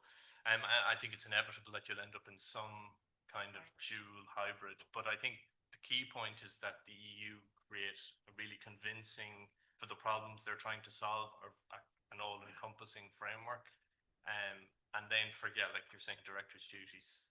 There's no problem with that solving for the EU. They can leave that to one side. There's employment law, a lot of employment law at the EU level. They can leave that to one side and solve the core issues for business that are red tape and duplication of registration. These kinds of things. That's maybe, but we'll see. Okay, thank you. Any other comments? Yeah, Federico. There are no other questions.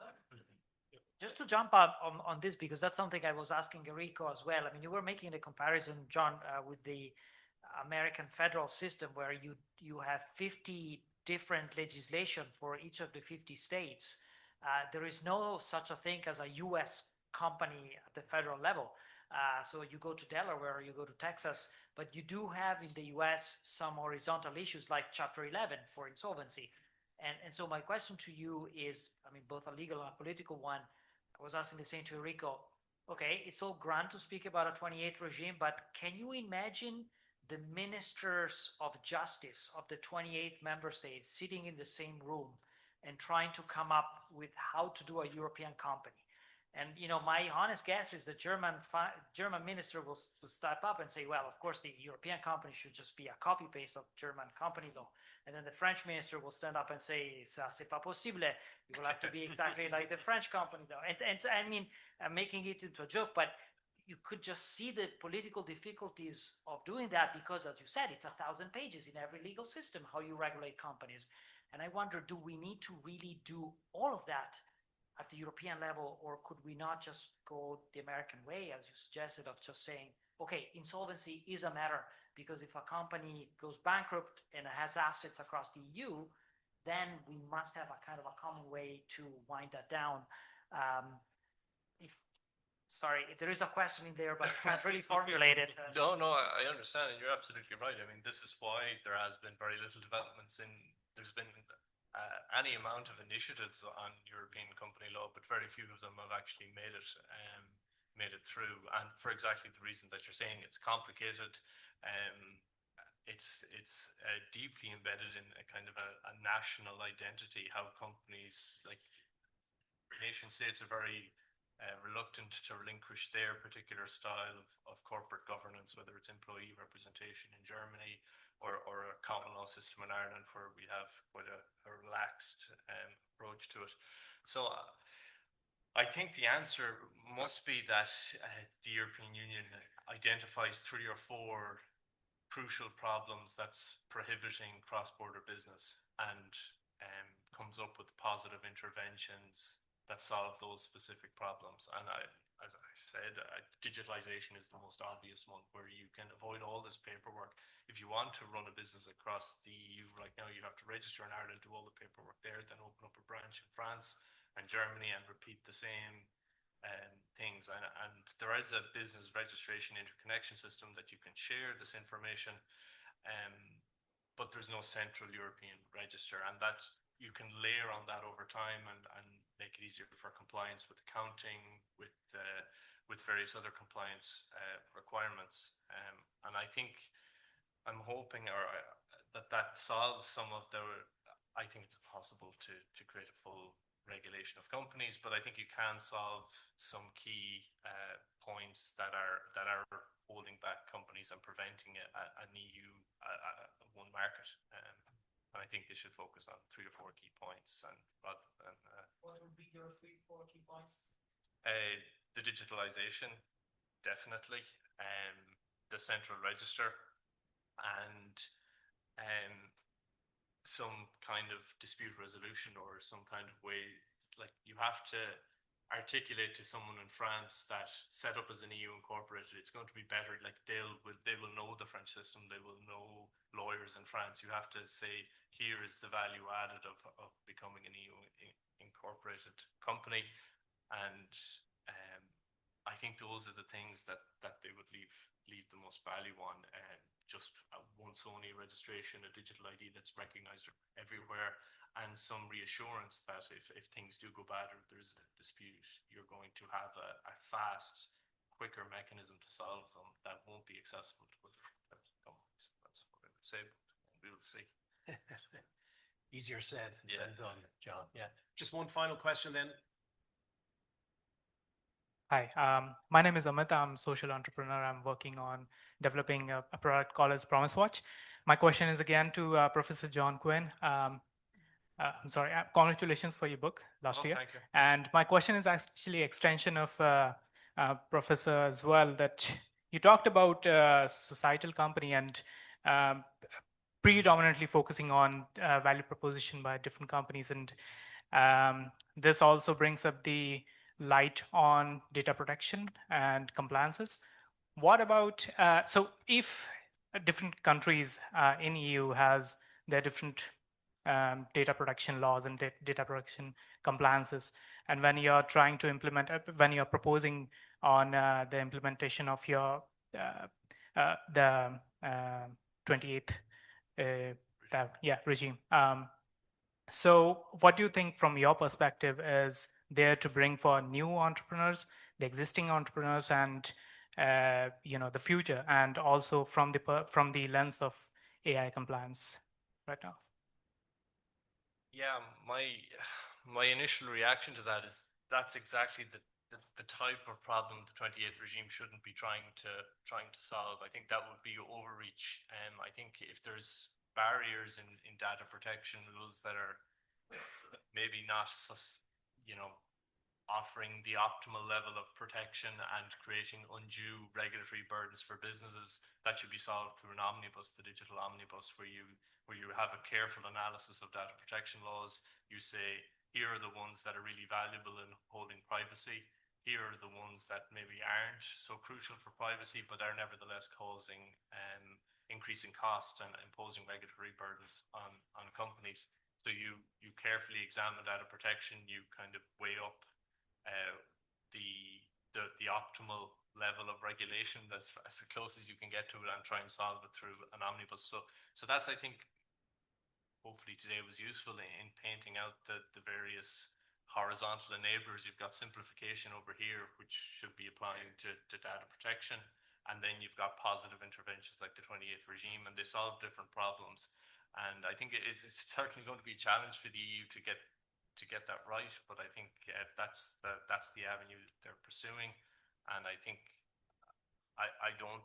If the 28th regime becomes about solving all problems that companies face, from data protection to employment law to insolvency, it's going to get bogged down, exactly like Federico said. It needs to be a narrow but yet transformative, to use the language in some of the reports. And the digital omnibus should be taking clear care of the problems that you've mentioned, or that's how I would see it.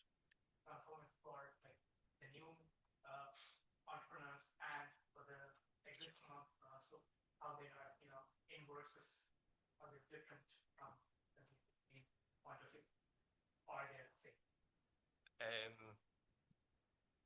Yeah, so you're talking about specifically startup companies.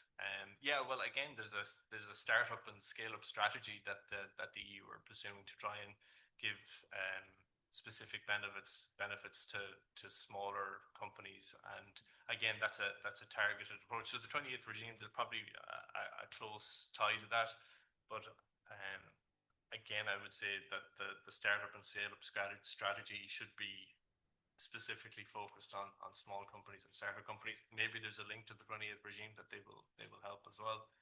But I think all of these things are important in the grand aim of boosting competitiveness.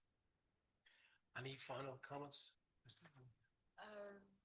Not really. No, I had a suggestion about thinking, but ahead, you said it's going to be out in April, right? Yeah. So more in terms of EU institutional, but I think it's a conversation I can have with John. Any final comments on? No, happy to. No, I'll just thank the audience for your patience and for sticking around as long as you have. Well, that's what I was going to say. So,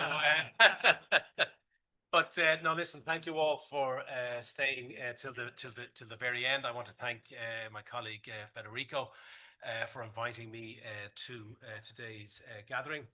It's always a pleasure to hear my colleagues talk so intelligently about the European Union. But also, I think a centre such as this, the DELI Centre and the Brexit Institute, but this compete element of it, in terms of what we do here in Dublin City University, the idea of transforming lives and societies, but having impact in the real world. This isn't just an academic debate, but it is about trying to, as it were, make the world and the EU a better place. And you can sort of see the beginnings of it here. So it's exciting times, I think, for this Jean Monnet Centre. So good luck over the next 3 years. And thank you all again for attending today.